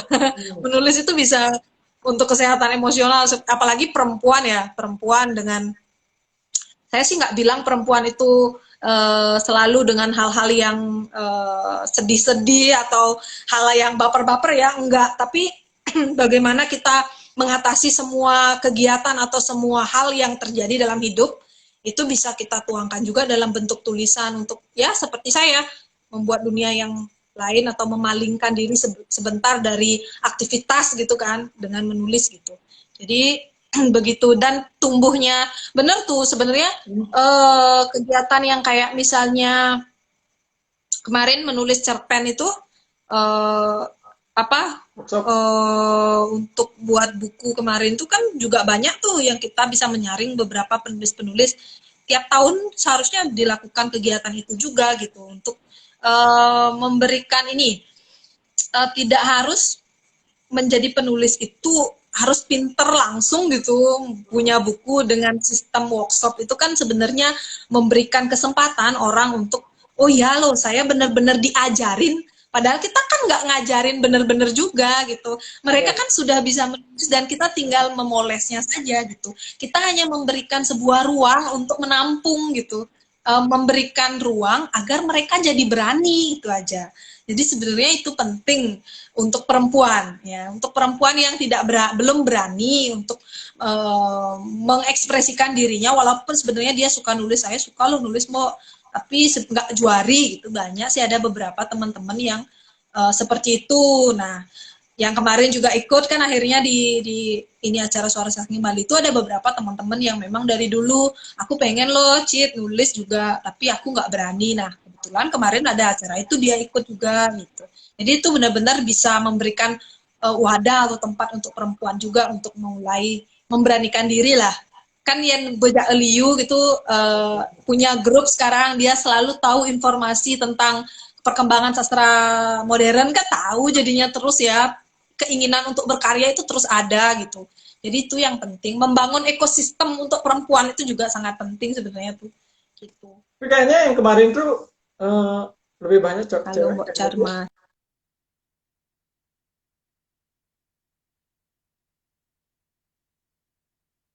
Kayaknya kemarin lebih banyak apa namanya? Lebih banyak perempuan ya pesertanya kayaknya kemarin tuh. Kalau nggak salah. Udah.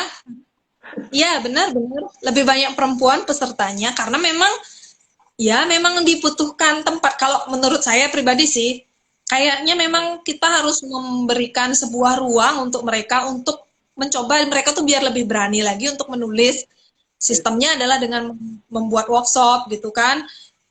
Kalau misalnya kita bikin sayembara gitu, misalnya tuh sayembara menulis cerpen, mereka kemungkinan juga nggak akan ikut karena menurut mereka nggak diajarin dulu gitu. Perempuan itu memang perlu tahap-tahap seperti itu untuk membuat dirinya menjadi pede dan berani gitu sih. Oke, Jadi intinya makanya perempuan itu harus dimengerti ya.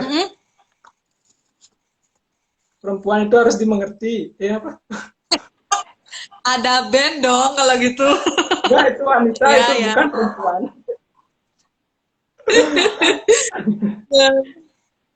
Begitulah. Ya, oke. Tapi Tuh kok ide-ide yang macet-macet. diangkat, ah, Mbak macam-macam. Si Mbok nih macet-macet tuh. Sengawang ragu ninggalin si Mbak, yang Mbak ninggalin ragu. Oh, Mbok ninggalin tuh. Ninggalin terus macet-macet ya nah gitu.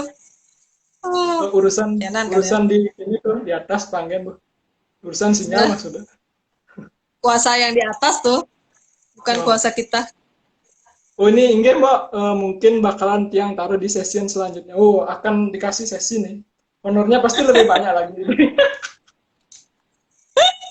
Aduh, guys, semua kalau memang ini kita bisa kolaborasi bersama, ayo kita kolaborasi. Oh ya, kita mengutamakan pertanyaan dari penonton ya, karena mereka mungkin yang lebih memerlukan informasi sesuaikan dengan permintaan penonton. Nanti lanjut lagi, lanjut pertanyaan dulu. Yesi Agus, halo Mbak Citra, salam sering beli seperti itu. Oke, salam balik. Salam balik sudah langsung sampai. Ya. Berapa banyak penulis perempuan sastra Bali sekarang semasa pandemi ini? Apakah ada karya sastra perempuan Bali? Nah itu pertanyaannya sekarang. Berapa banyak penulis perempuan?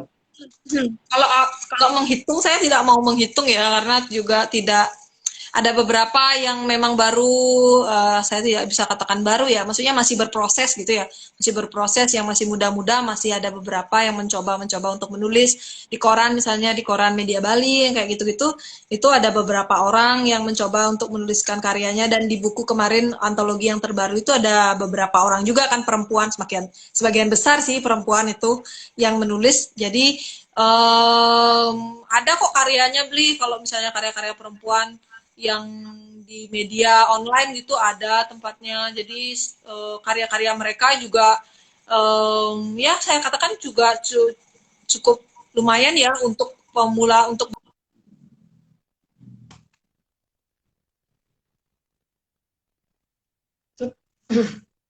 Coba. tutup kayaknya sih macet sih. Saya ada macet. Ya lanjut pokoknya. Terus yang butuh macet apa mbok? Urusan di atas tuh, lanjut kan? Oh nah. Tuh, jadi selama pandemi apakah ada karya sastra perempuan Bali? Ada. Mana dia bukunya tuh ya? Ada Ya yang kemarin keluarkan waktu buktinya hasil Mbak. workshop kemarin. Nah, hmm? Ya keluarin. Ada beberapa perempuan. Ya, ada bukunya. Yang mana tuh ya beli ya? Coba yuk mana aja bukunya tuh? Mana aja? Ini di sini tak taruh. Ada bukunya kok. Hmm. Oh ya ini. Bahkan yang ya, nah itu dah workshopnya. Bahkan yang terbaru ada kok mbak siapa namanya yang STKIP itu lupa, yang dosen STKIP mengeluarkan puisi itu kemarin. Masa sih? Ya mbak siapa namanya lupa Puisi. saya. Puisi Oh, baru kalau baru yang berbahasa. Oh, bahasa ya baru. ya ya ya. Masa aku belum dengar, Mbak? Oke. Pak Dewo di tag, Pak Oh, Dewo masa? lagi. Oh, ya. Coba Cak Oh lihat. siapa namanya Oh, lupa, Mbok. ada loh. Pokoknya dia STKIP Nyen. agama Hindu. Mbak lupa Ya, namanya.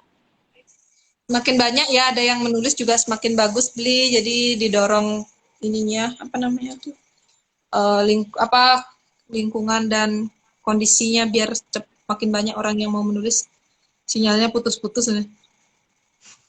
Wah Mbak Carmo yang macet katanya beli Bakta News. Oh, masa sih? Saya ya yang macet ya, Badah. Kenapa ini? Oh iya iya, iya. Mohon maaf Li, saya ternyata pelakunya.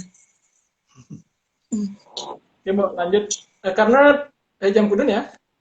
Ini jam 20.35. Sampai jam kuda Mbak. Sampai jam kudeker membunuh. Aduh. Oke, lanjut Mbak terkait kan dari pembacaan Mbak untuk karya-karya perempuan ini kebanyakan apa yang diangkat kan biasanya kalau orang-orang bukan menglobalkan gitu ya. Orang-orang banyak yang gini feminisme misalkan diangkat tema-temanya. Kalau Mbak melihat sendiri dalam sastra Bali modern dari pembacaan yang Mbak lakukan terhadap karya-karya perempuan, kebanyakan apa yang diangkat di karya mereka? Kalau saya sih sebenarnya nggak apa namanya, tunggu tunggu.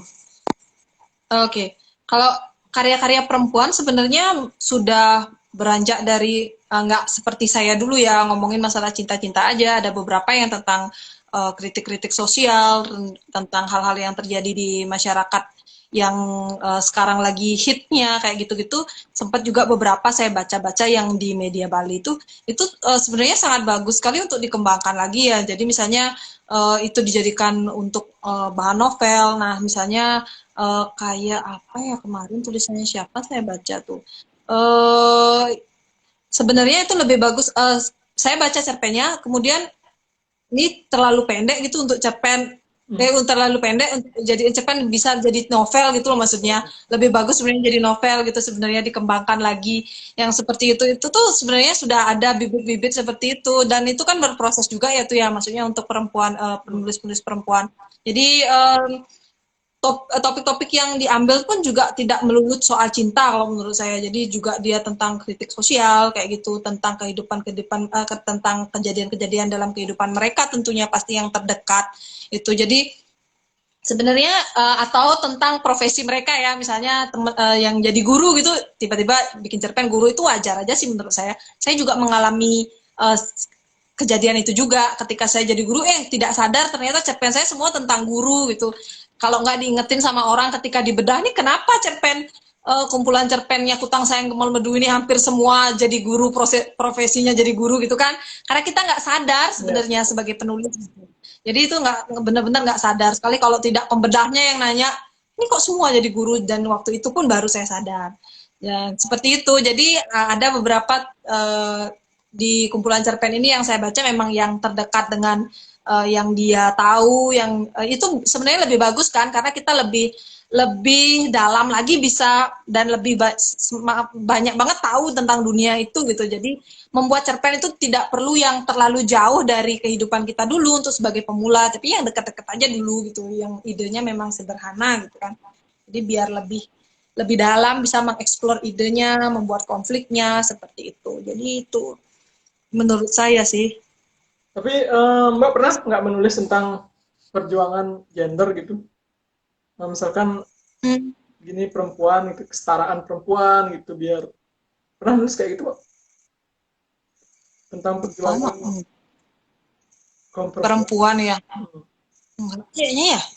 Enggak, Iya sih enggak. Sepertinya sih enggak. sepertinya sih enggak ya. Iya. Ya, ya. Iya, sepertinya sih enggak sih. Heeh. Tidak sampai sana sih idenya. Tidak, mungkin belum, mungkin bukan Punya pembaca saluran yang feminis berbeda. yang, Ya. ya, alirannya berbeda kayaknya nih. Nggak menulis tentang itu sih sebenarnya. Nggak ada menulis tentang itu. Yang ada aliran sastra Bali modern tentang, Ini ada sastra Bali modern sing- tentang jering SID. Nah, mungkin ini bisa jadi ide nih. Kalau beli iya benar, mau menulis silahkan ditulis, dieksekusi aja. Siapa tahu, iya benar. Kalau ya, siapa tahu nanti nggak terima jeringnya kan dilawan, marah-marah dia. misalnya cerpen tentang reklamasi yang kayak gitu ada. Kalau saya pernah menulis cerpen-cerpen tentang reklamasi, tentang seperti itu di Outkelor ada. Kemudian ya tentang kalau tentang perempuan, perjuangan perempuan memang belum pernah sih, belum pernah mengeksekusi. Perlu saya catat tuh, perlu saya coba eksplor diri kan untuk Oke. di buku selanjutnya mungkin, di buku selanjutnya dengan konsepnya kayaknya masuk gitu, coba. Apalagi di Bali Jadi kan banyak sekali gini, misalkan zaman-zaman dulu itu yang sekolah itu hanya laki-laki gitu. Perempuan nggak boleh sekolah karena kan diambil orang, gitu, misalkan pemikiran orang tua. Terus apa lagi ya, banyak lah, misalkan seperti pemikiran orang luar ke kita bahwa lelaki Bali itu metajeng, gitu. Perempuan di rumah perempuan metajeng dan lain sebagainya lah gitu. ya ya untuk urusan ini, untuk urusan dapur dan ranjang gitu. Iya, iya, iya. Ya ya gitulah Oke, intinya. bisa jadi Nah, masukan mungkin untuk bahan juga tuh. kalau Benar-benar. buku kelima nih kayaknya Tentang sejarah sastra Bali modern ada beli udah ada. atau enggak Nggak baru ada satu Bali bukunya. modern. Ada bukunya atau enggak baru sastraan Bali modern ada Waktu Setiadi ada juga buku. pernah buat yang sastra Bali modern judulnya. Tapi itu belum habis. Iya, Mungkin penelitian lama itu, penelitiannya Pak Ngurah Bagi. iya, tegah-tegah melajah cuma jadi RT, sedih banget ya, benar. Sebenarnya kan untuk jadi ibu yang baik juga harus tegah-tegah melajah dong untuk menghasilkan generasi Anak muda yang baik, emas, generasi muda emas no gitu bahasannya tuh. buka emas tahun 2045. Ya, 2049 lah, 2050. Aduh. Ya itu katanya perlu diangkat katanya. Angkat nanti buku kelima itu. Ya, iya ya. Ya tantangan diterima. Wih, Coba nanti di selanjutnya kan di buku tantangan ya untuk sastra Bali maksudnya buku keempat kan Bu Ado kan. Buku kelima kan jadi untuk sastra Bali modern. empat itu baru beberapa cerpen yang terisi, baru beberapa cerpen. Masih perlu beberapa cerpen lagi konsepnya biar masuk gitu. Dan mungkin buku kolaborasi dengan Bapak Bayu mungkin bisa Ya, dieksekusi. Aduh. Tapi punya banyak cita-cita tetapi belum terwujud. Aduh. ini pertanyaan serius nih. Apa? Suntari PR cewek atau cowok?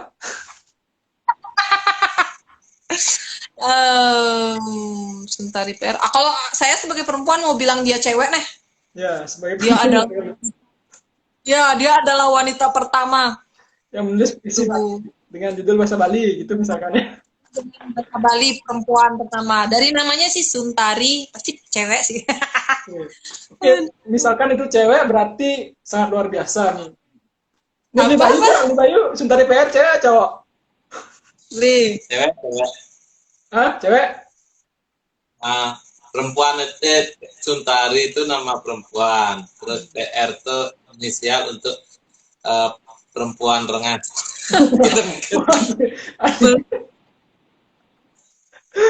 Belum. Tolong disensor ya Pak Putus Partikel untuk bagian yang tadi ya, agar tidak menyebar ke halayak ramai. Gak apa-apa, nanti siapa tahu digali-gali tuh nyen Suntari PR nih cewek atau cowok gitu. Biar ditauin kalau misalkan itu cewek, itu sangat luar biasa karena kan bahwa puisi itu lahir dari puisi pertama untuk bahasa Bali, sastra Bali lahir dari seorang cewek, seorang perempuan, Ya, gitu, seorang perempuan gitu. Dan luar biasa kan bagi perempuan harus meneruskan perjuangan beliau. Tuh, kalau itu perempuan. ya. Ya kalau saya mau buat itu sebagai perempuan aja. Oh iya, boleh. Ya juga. mungkin Oh nggak apa-apa ya. sebenarnya. Jadiin perempuan aja. pakai Iya, penyemangat. biar semakin semangat gitu loh tuh. Nanti di tulisannya tuh isi Sentari PR tuh perempuan gitu. Atau mau buat aja gini mau apa kayak framing gitu, framing artikel misalkan mau buat bahwa Sundari PR itu perempuan gitu. Pasti gini jadi ribut jadinya. Aja ribut. Mari kita buat project itu ribut ya. Ya, Tapi biar harus ada yang harus ada yang membumbui lagi biar jadi makin ribut kan gitu. ya diam-diam aja nggak ada ngapa-ngapain malah hilang kan. Aduh, Ya benar mau. cerpen. Nanti buat Nah, bahwa Sundari PR ayo, itu seorang perempuan. ayo kita framing PR itu perempuan. Mulai gerakan dari sekarang. Ada ide cerpen ada nembok nol dengan cara nunasang kebalian. Oh iya boleh juga. Kan metunan jadi. Boleh. Ide bagus. Atau mungkin kita beneran ini kesedaan, jero sedaan, meduna. Bahwa metakan Sundari PR itu cewek apa cowok? Tadi PR tuh cewek apa cowok, nunas daos untuk sebentar Daos apakah ke cewek? jero sedaan, itu jero balian. Belah sana tuh. Ya dianggap cewek aja dah kalau gitu. Ya, boleh. Kalian kan udah berbanyak nih ngegeng gitu, yang cewek-cewek kan ngegeng. Jadi untuk memberikan motivasi bahwa perempuan Bali yang pertama yang menulis gitu dalam bahasa Bali adalah perempuan. Nanti buat Cerpen aturan tentang untuk mentasbihkan Sundari PR itu seorang perempuan. ya. Aduh, ajan harus dibuatkan artikel ini framing yang pas untuk dijadikan Sentari PR sebagai perempuan. Oke, PR itu perempuan. PR itu perempuan mungkin bisa kepanjangannya ya. Yes, betul. Suntari gitu aja sebenarnya namanya, tapi PR tuh harusnya dalam kurung tuh. Dalam kurungnya tuh hilang. Suntari PR. Oh gitu, ya. Oke. Tolong diterima saja ya Pak ya. Oke, lanjut. Mbak Sayu Komang, cerpen tentang lingkungan, Mbak Charmas sudah pernah kayaknya buat cerpen tentang lingkungan ini. Sudah ada beberapa cerpen tentang lingkungan. Bisa dibaca. Kalau pengen bukunya Mbak Charma bisa di DM atau satu terbit di Mahima, satu terbit di Pustaka Ekspresi, bisa dihubungi penerbitnya. Iya benar, bisa hubungi Mahima kalau pengen tahu. Kalau yang kutang sayang gemal bedui udah nggak ada, udah habis kayaknya ya kutang sayang gemal bedui itu ya. Kita ulang. Hehehe, nggak ah. Nanti tak jadiin yang lain aja. Kutang sayang gemal beduinya yang lain. Kutang sayang gemal bedui itu jangan di ini aja di Suara Saking Bali aja, nggak akan dicetak lagi kok. Oh ya. Boleh ditaruh di Suara Saking Bali. Digratiskan nih. Ya, nggak akan dicetak lagi. Ini Gitu. direkam ini. Nanti akan dilaporkan ke Pak Presiden sebagai pertanggungjawaban acara. Iya, ini kan. Iya, tadi beliau Yosep nggak nonton soalnya ini gerakan yang didukung oleh Bapak Presiden Jokowi dalam rangka PKM ya kan gitu ya Pak Putus Partiko ya. Ternyata gerakan kita didukung oleh pusat dengan keluarnya PPKM darurat dan malam minggu terbunuh gitu. Iya, terbunuh di rumahnya. E-booknya ada Mbak? Booknya belum ada ya. Nanti coba mungkin bisa diterbit Suara Saking Bali mungkin untuk Kutang Sayang Gemal Bedui mungkin ada beberapa yang sudah diinikan di sana di Suara Saking Bali. Ada Nanti beberapa. mungkin bisa cek. Ada beberapa. Tinggal nanti kalau misalnya mau lagi bisa dibawa ke sana karena memang penerbitan ulang untuk Kutang Sayang Gemal Bedui sampai hari ini sih nggak ada. Rencananya memang mau alih wahana ke audiobook sebenarnya, tapi belum tercapai juga sampai hari ini. Mungkin ditunggu aja maunya jadi apa dia sebentar lagi gitu. Jadi maunya begitu rencananya. Gitulah kira-kira. Sekarang jam berapa nih ya? Oke, udah 20.48, udah lumayan lah. Kita nanya-nanya pendek-pendek sekarang. Mbak, penulis perempuan favorit, Mbak? Penulis perempuan favorit. Oh, yang hari ini ya? Wih, JK Rowling, JK Rowling Oh, selalu di JK Rowling hati, ya? JK Rowling selalu di hati. Oh, J.K. Rowling, ya, ya. Oke. J-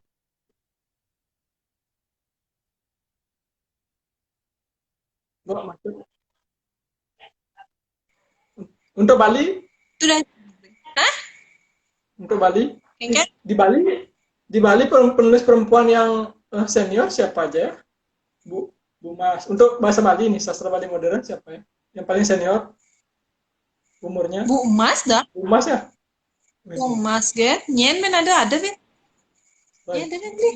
Nggak ada kalau sastra Bali modern. Par, Terus ada siapa nih dari Tabanan itu? Bu Mahindu. Mahindu itu masih muda nggak tahu sih. saya juga nggak tahu. Hihi ya.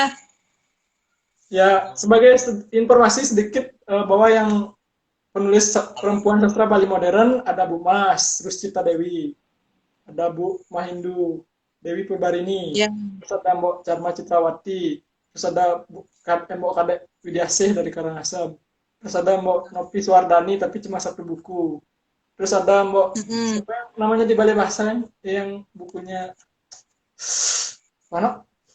Ada yang bukunya judul bukunya juga lupa, terbit di Balai Bahasa itu. Mbak Widiasih. Bukan di Balai Bahasa. Nye. Wah, tiba-tiba lupa. Tapi Lupa saya. Yang sudah jatuh kan menerbitkan gue jamu. Ari Dwi Jayanti. Bu Ari Wijayanti lagi satu. Itu aja Terus, sementara. ya, itulah yang dari Balai Bahasa lagi satu. Udah lama itu menulis. Dulu karyanya di Oh, Mas. Wangi. Kopi Menyunya judul bukunya, Suwardi. menyunya judul bukunya. Mbak Leswito Tami. Apa judul bukunya kok macet-macet sih Menyunya. saya? Judul bukunya Oh, Manyunyu. Oh, Swito wah, Tami. wah, wah. Saya cari. Tuh. Itu aja sih yang sudah menerbitkan buku. Kalau penulis belakangan banyak sudah perempuan, bahkan mahasiswa banyak sekali. Mahasiswa Mbak yang Uci. banyak sekarang ya. Ya. Iya. Uci. Oke. Mbak, sudah 25.1 lagi, ya bisa dicukupkan kayaknya nih. Mbak, harapan kayaknya lagi. Pak istirahat bro, link ini liputan nih kemana? Kan ini Bayu. Apa di Bayu? Di Bayu ada pertanyaan untuk gini di sampingnya, narasumber di sampingnya. Di Bayu ada pertanyaan. Tidak ada pertanyaan apapun. Oh, kirain ada pertanyaan untuk peserta di samping, narasumber di sampingnya. Oke, Mbak, harapan Mbak untuk sastra, ya ini. Sastra Bali modern. Apakah sastra Bali modern ini temanya, bolehkah sastra Bali modern itu bertema misalkan yang fantasi-fantasi, Mbak? Kalau menurut Mbak, kan ngomongnya sastra Bali modern, ada kata modernnya. Bahkan ada yang mengatakan bahwa sastra Bali modern itu harus punya ciri Bali, gitu, harus mengangkat ciri khas Bali. Gitu. Bisa nggak sastra Bali modern itu, tapi dia membuat karya yang kayak fantasi-fantasi gitu loh. Kan banyak novel-novel yang di bahasa Indonesia atau bahasa Inggris dan lain sebagainya yang fantasi gitu.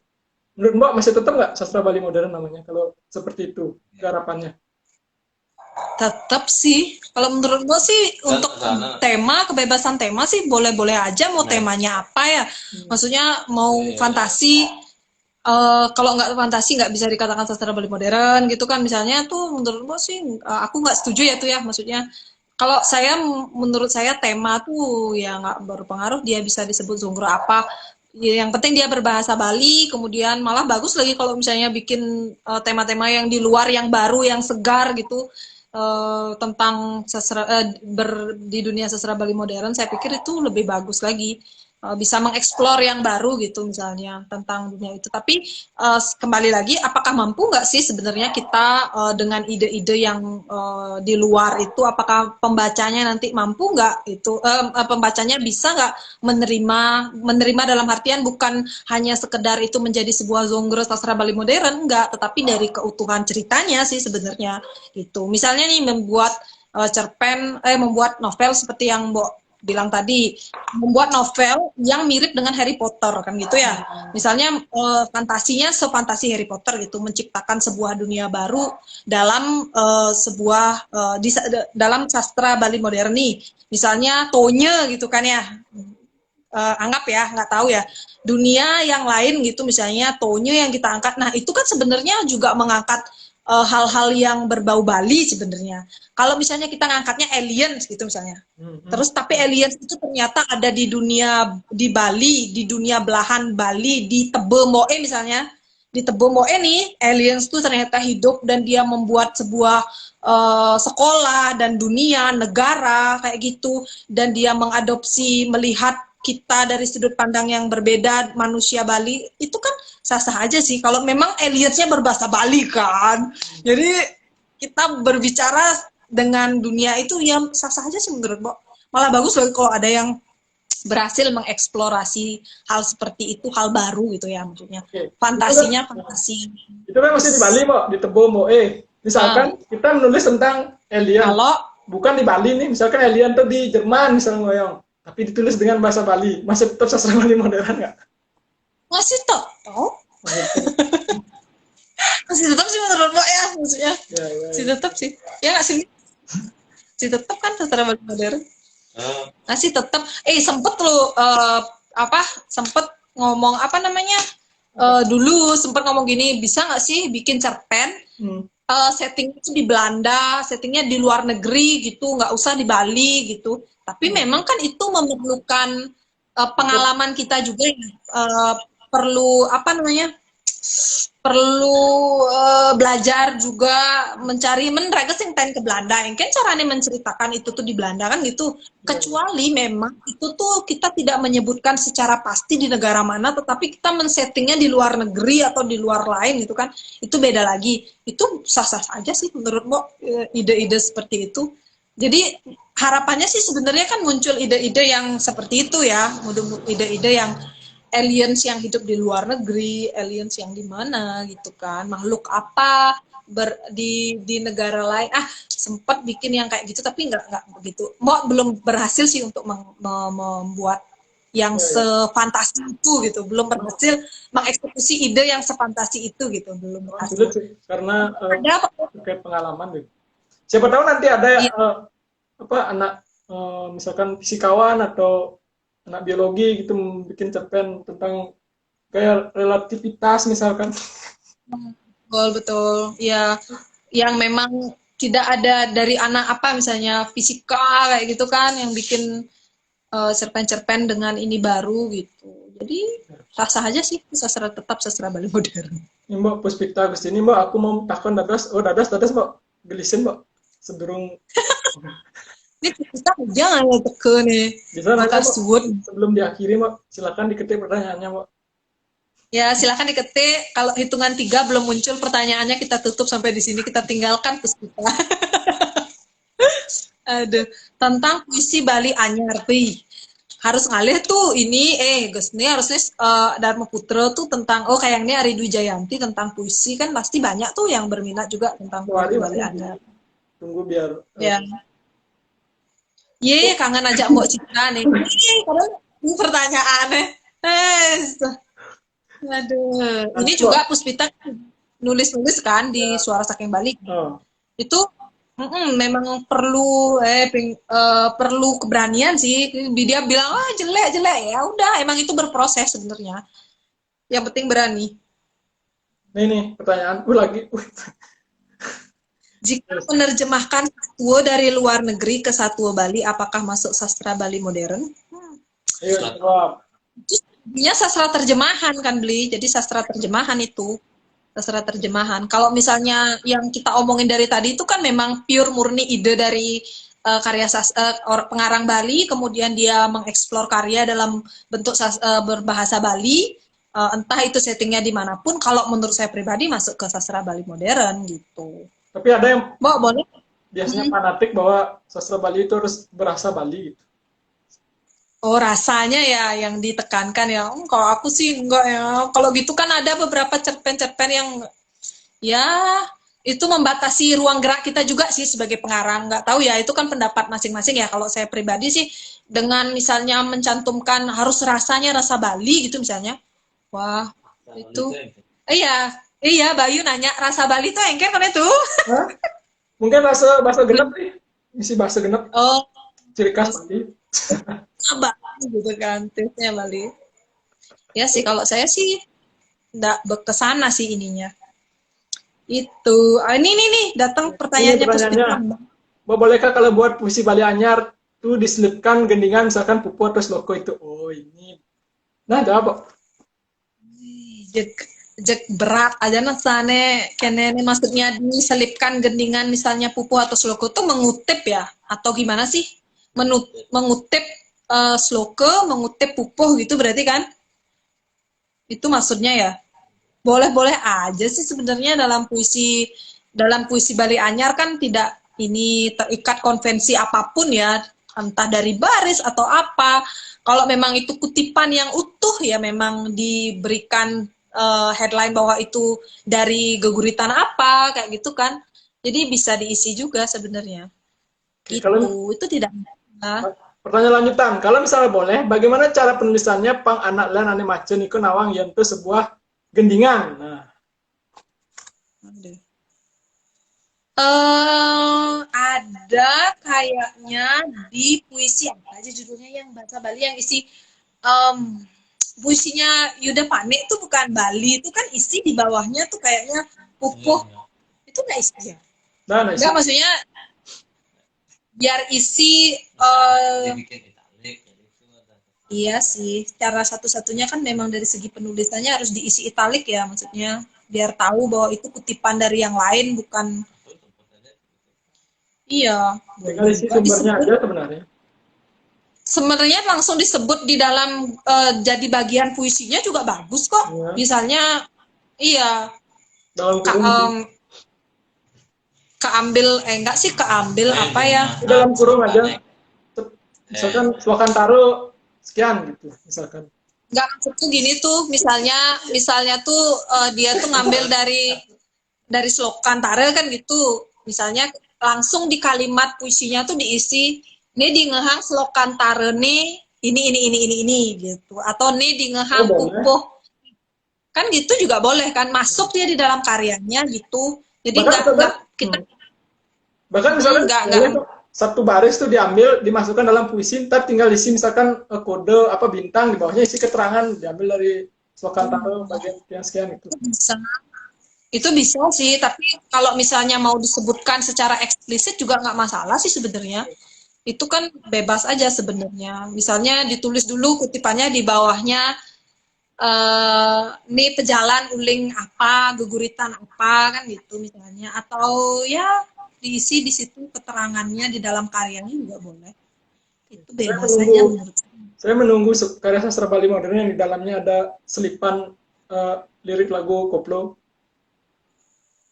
Nah, nih. Siapa? Rago ngomong itu. Karena ada pertanyaan. Aduh. Soalnya ada satu sampik intai yang asalnya bukan dari Bali. Oh, terjemahan dia tetap hitungannya. Sadura iya, mungkin. terjemahan. Enggak. Ya, mungkin sadura nih. Nah, ini mungkin saduran-saduran kayak gini mungkin. Ya. Soalnya ada satu sampik intai ya, benar yang bukan dari Bali. Satwa Bali terjemahan ya dari karya terjemahan itu kayaknya dari geguritan dia geguritan sampai intai kemudian jadi entah yang mana duluan satu geguritan gitu jadi itu turunan-turunannya bukan mengutip tapi menambahkan sebaris atau dua baris bukan mengutip bisa tah oh karya sendiri kan boleh aja misalnya selipin misalnya ingin mewirama apa di dalamnya selipkan saja di dalamnya pokoknya kamu tujuannya ingin orang tahu bahwa itu sloka apakah itu kekawin atau apa caramu mengekspresikannya sekarang bagaimana caranya di dalam kata-kata puisi itu biar tetap dia manis misalnya atau tetap dia bisa bagus puisinya diisi katanya seperti apa dipilih itu boleh-boleh aja eksplorasi seperti itu boleh, sangat boleh gitu. Buatan sendiri apalagi kan kolaborasi antara di dalamnya isi sloke, di antaranya maksudnya kamu ingin memberikan kesempatan orang untuk nanti kalau yang membaca bisa menggending juga kan gitu. Itu bisa kok. Kan ada gitu kadang-kadang kita di dalam puisi itu pengen ada nyanyian di dalamnya gitu kan, ada memberikan ini kesempatan untuk orang itu bisa mengeksplor dengan menyanyi gitu kan. Kalau di Itu Bali, bisa. bisa, sangat bisa. Kalau di Bali kayaknya saya belum menemukan ya. Tapi kalau di Indonesia banyak kok, misalkan karya penyair A, misalnya Hairil, si A buat puisi, di depan isi puisinya Hairil potongannya, sebawahnya isi karyanya dia biasa, tapi ngisi sumber aja di bawahnya. Bahwa itu kutipan dari puisinya siapa atau kutipan dari lontar apa gitu, bisa-bisa aja. Iya, bisa aja kok. Itu sangat bebas, itu eksplorasinya. Bagus lagi kalau misalnya bisa memadukan itu dan tetap menjadi sebuah karya puisi Bali modern kan itu sebenarnya. Kalau misalnya yang dikutip misalnya sloka gitu, ya kan bahasanya pasti lebih tegas gitu dari bahasa puisinya dia agar tidak terlalu kelihatan atau tidak terlalu berat untuk pembaca misalnya yang tidak bisa menyanyi kan itu juga dipikirkan sebenarnya kalau ya kalau misalnya nggak usah dipikirkan juga nggak apa-apa sih tinggal dieksplorasi seperti itu cuma kan kalau misalnya bahasanya terlalu terlihat jomplang itu misalnya atau tidak nyaman kita melihatnya kan juga tantangan tersendiri sih untuk melakukan eksplorasi itu gitu. Tapi itu ide yang sangat bagus sih menurutku. Ya, Gitu. Mm-mm. tambahkan kan kutipan atau pranala YouTube. Oh itu link-link YouTube aja dikumpulkan bisa jadi puisi itu. Jano. Ya benar-benar ya. W gitu. Terima kasih Mbok dan belinya ditunggu lanjutan Dadong Raja. Nah ini lagi si fansnya Dadong Raja. Oke, mungkin bisa Ya, dilanjutkan dari Dadang Rajanya. Ada request. ya dari tahun lalu udah setahun tuh kita bikin acara baca cerpen tuh ya. Atau enggak gini kok, jadi novel aja Dadang Rajanya. Novel Dadang Raja. Ada beberapa cerpen yang disuruh jadi novel, lu mau kencang ada yang novel, aduh. Ngai novel besi kan saya peragat-peragat tuh. Oh enggak, gini mau jadi novel itu mau potongan-potongannya masukin tes. Misalkan ini enggak selesai masukin novel jadi. Enggak.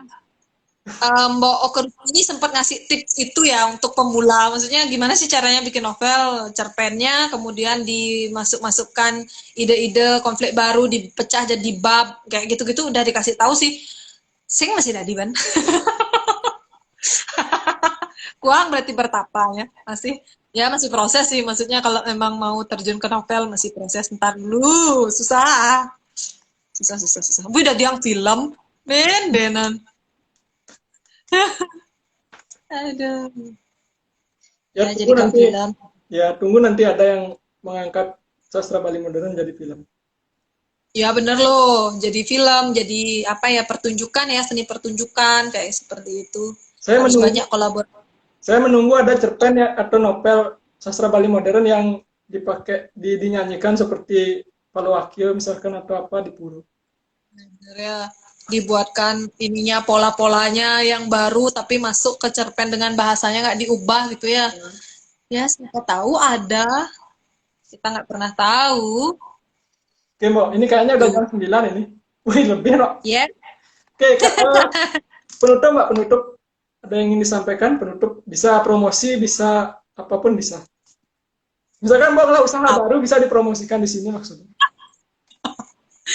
Usaha baru apa ya, aku belum punya usaha baru ya pokoknya belum ngomong udah pokoknya teman-teman yang mungkin punya keinginan untuk menulis atau masih takut-takut berani terutama perempuan-perempuan Bali di luar sana yang masih menyembunyikan karya-karyanya ruang-ruang yang tersedia dimanfaatkan saja diberanikan dirinya untuk membuka diri juga untuk menulis gitu. Jadi agar semakin banyak perempuan-perempuan yang melahirkan karya dan dari sudut pandang perempuan juga jadinya semakin ramai gitu.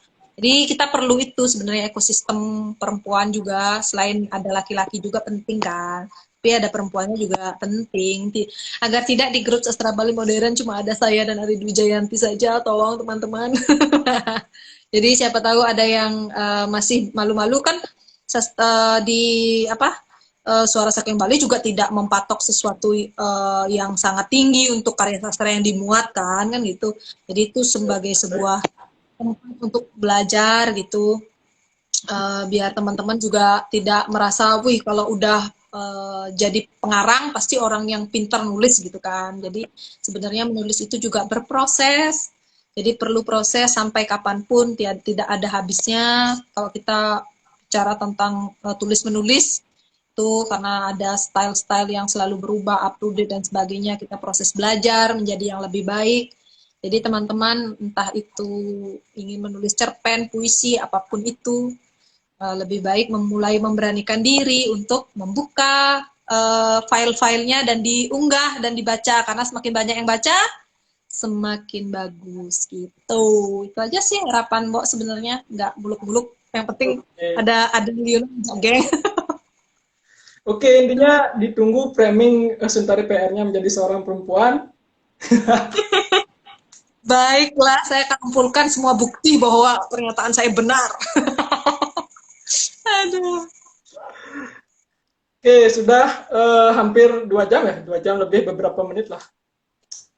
Kita ngobrol panjang lebar, banyak hal, bukan hanya soal perempuan, tapi soal sastra Bali modern dan lain sebagainya. Semoga bisa bermanfaat dan semoga minggu depan acara ini bisa terlaksana karena minggu lalu nggak terlaksana ya. Dan semoga bisa terus terlaksana karena sudah didukung oleh pemerintah pusat. Kami mengucapkan terima kasih sekali kepada Bapak Presiden RI Joko Widodo karena sudah mengerti dengan keberadaan sastra Bali modern dan mendukung acara kami dengan cara menerapkan PPKM darurat dan mendukung acara usaha membunuh malam minggu sehingga malam minggu benar-benar terbunuh ya. Terima kasih. Oke, sampai ketemu minggu depan. Semoga apa yang kita bicarakan hari ini dapat bermanfaat. Oke, sukses Mbak untuk waktunya. Sampai ketemu. Siap. Ya. Siap. Lalu. Yo. Ragu, saya pengen cara mati ya. Ini tinggal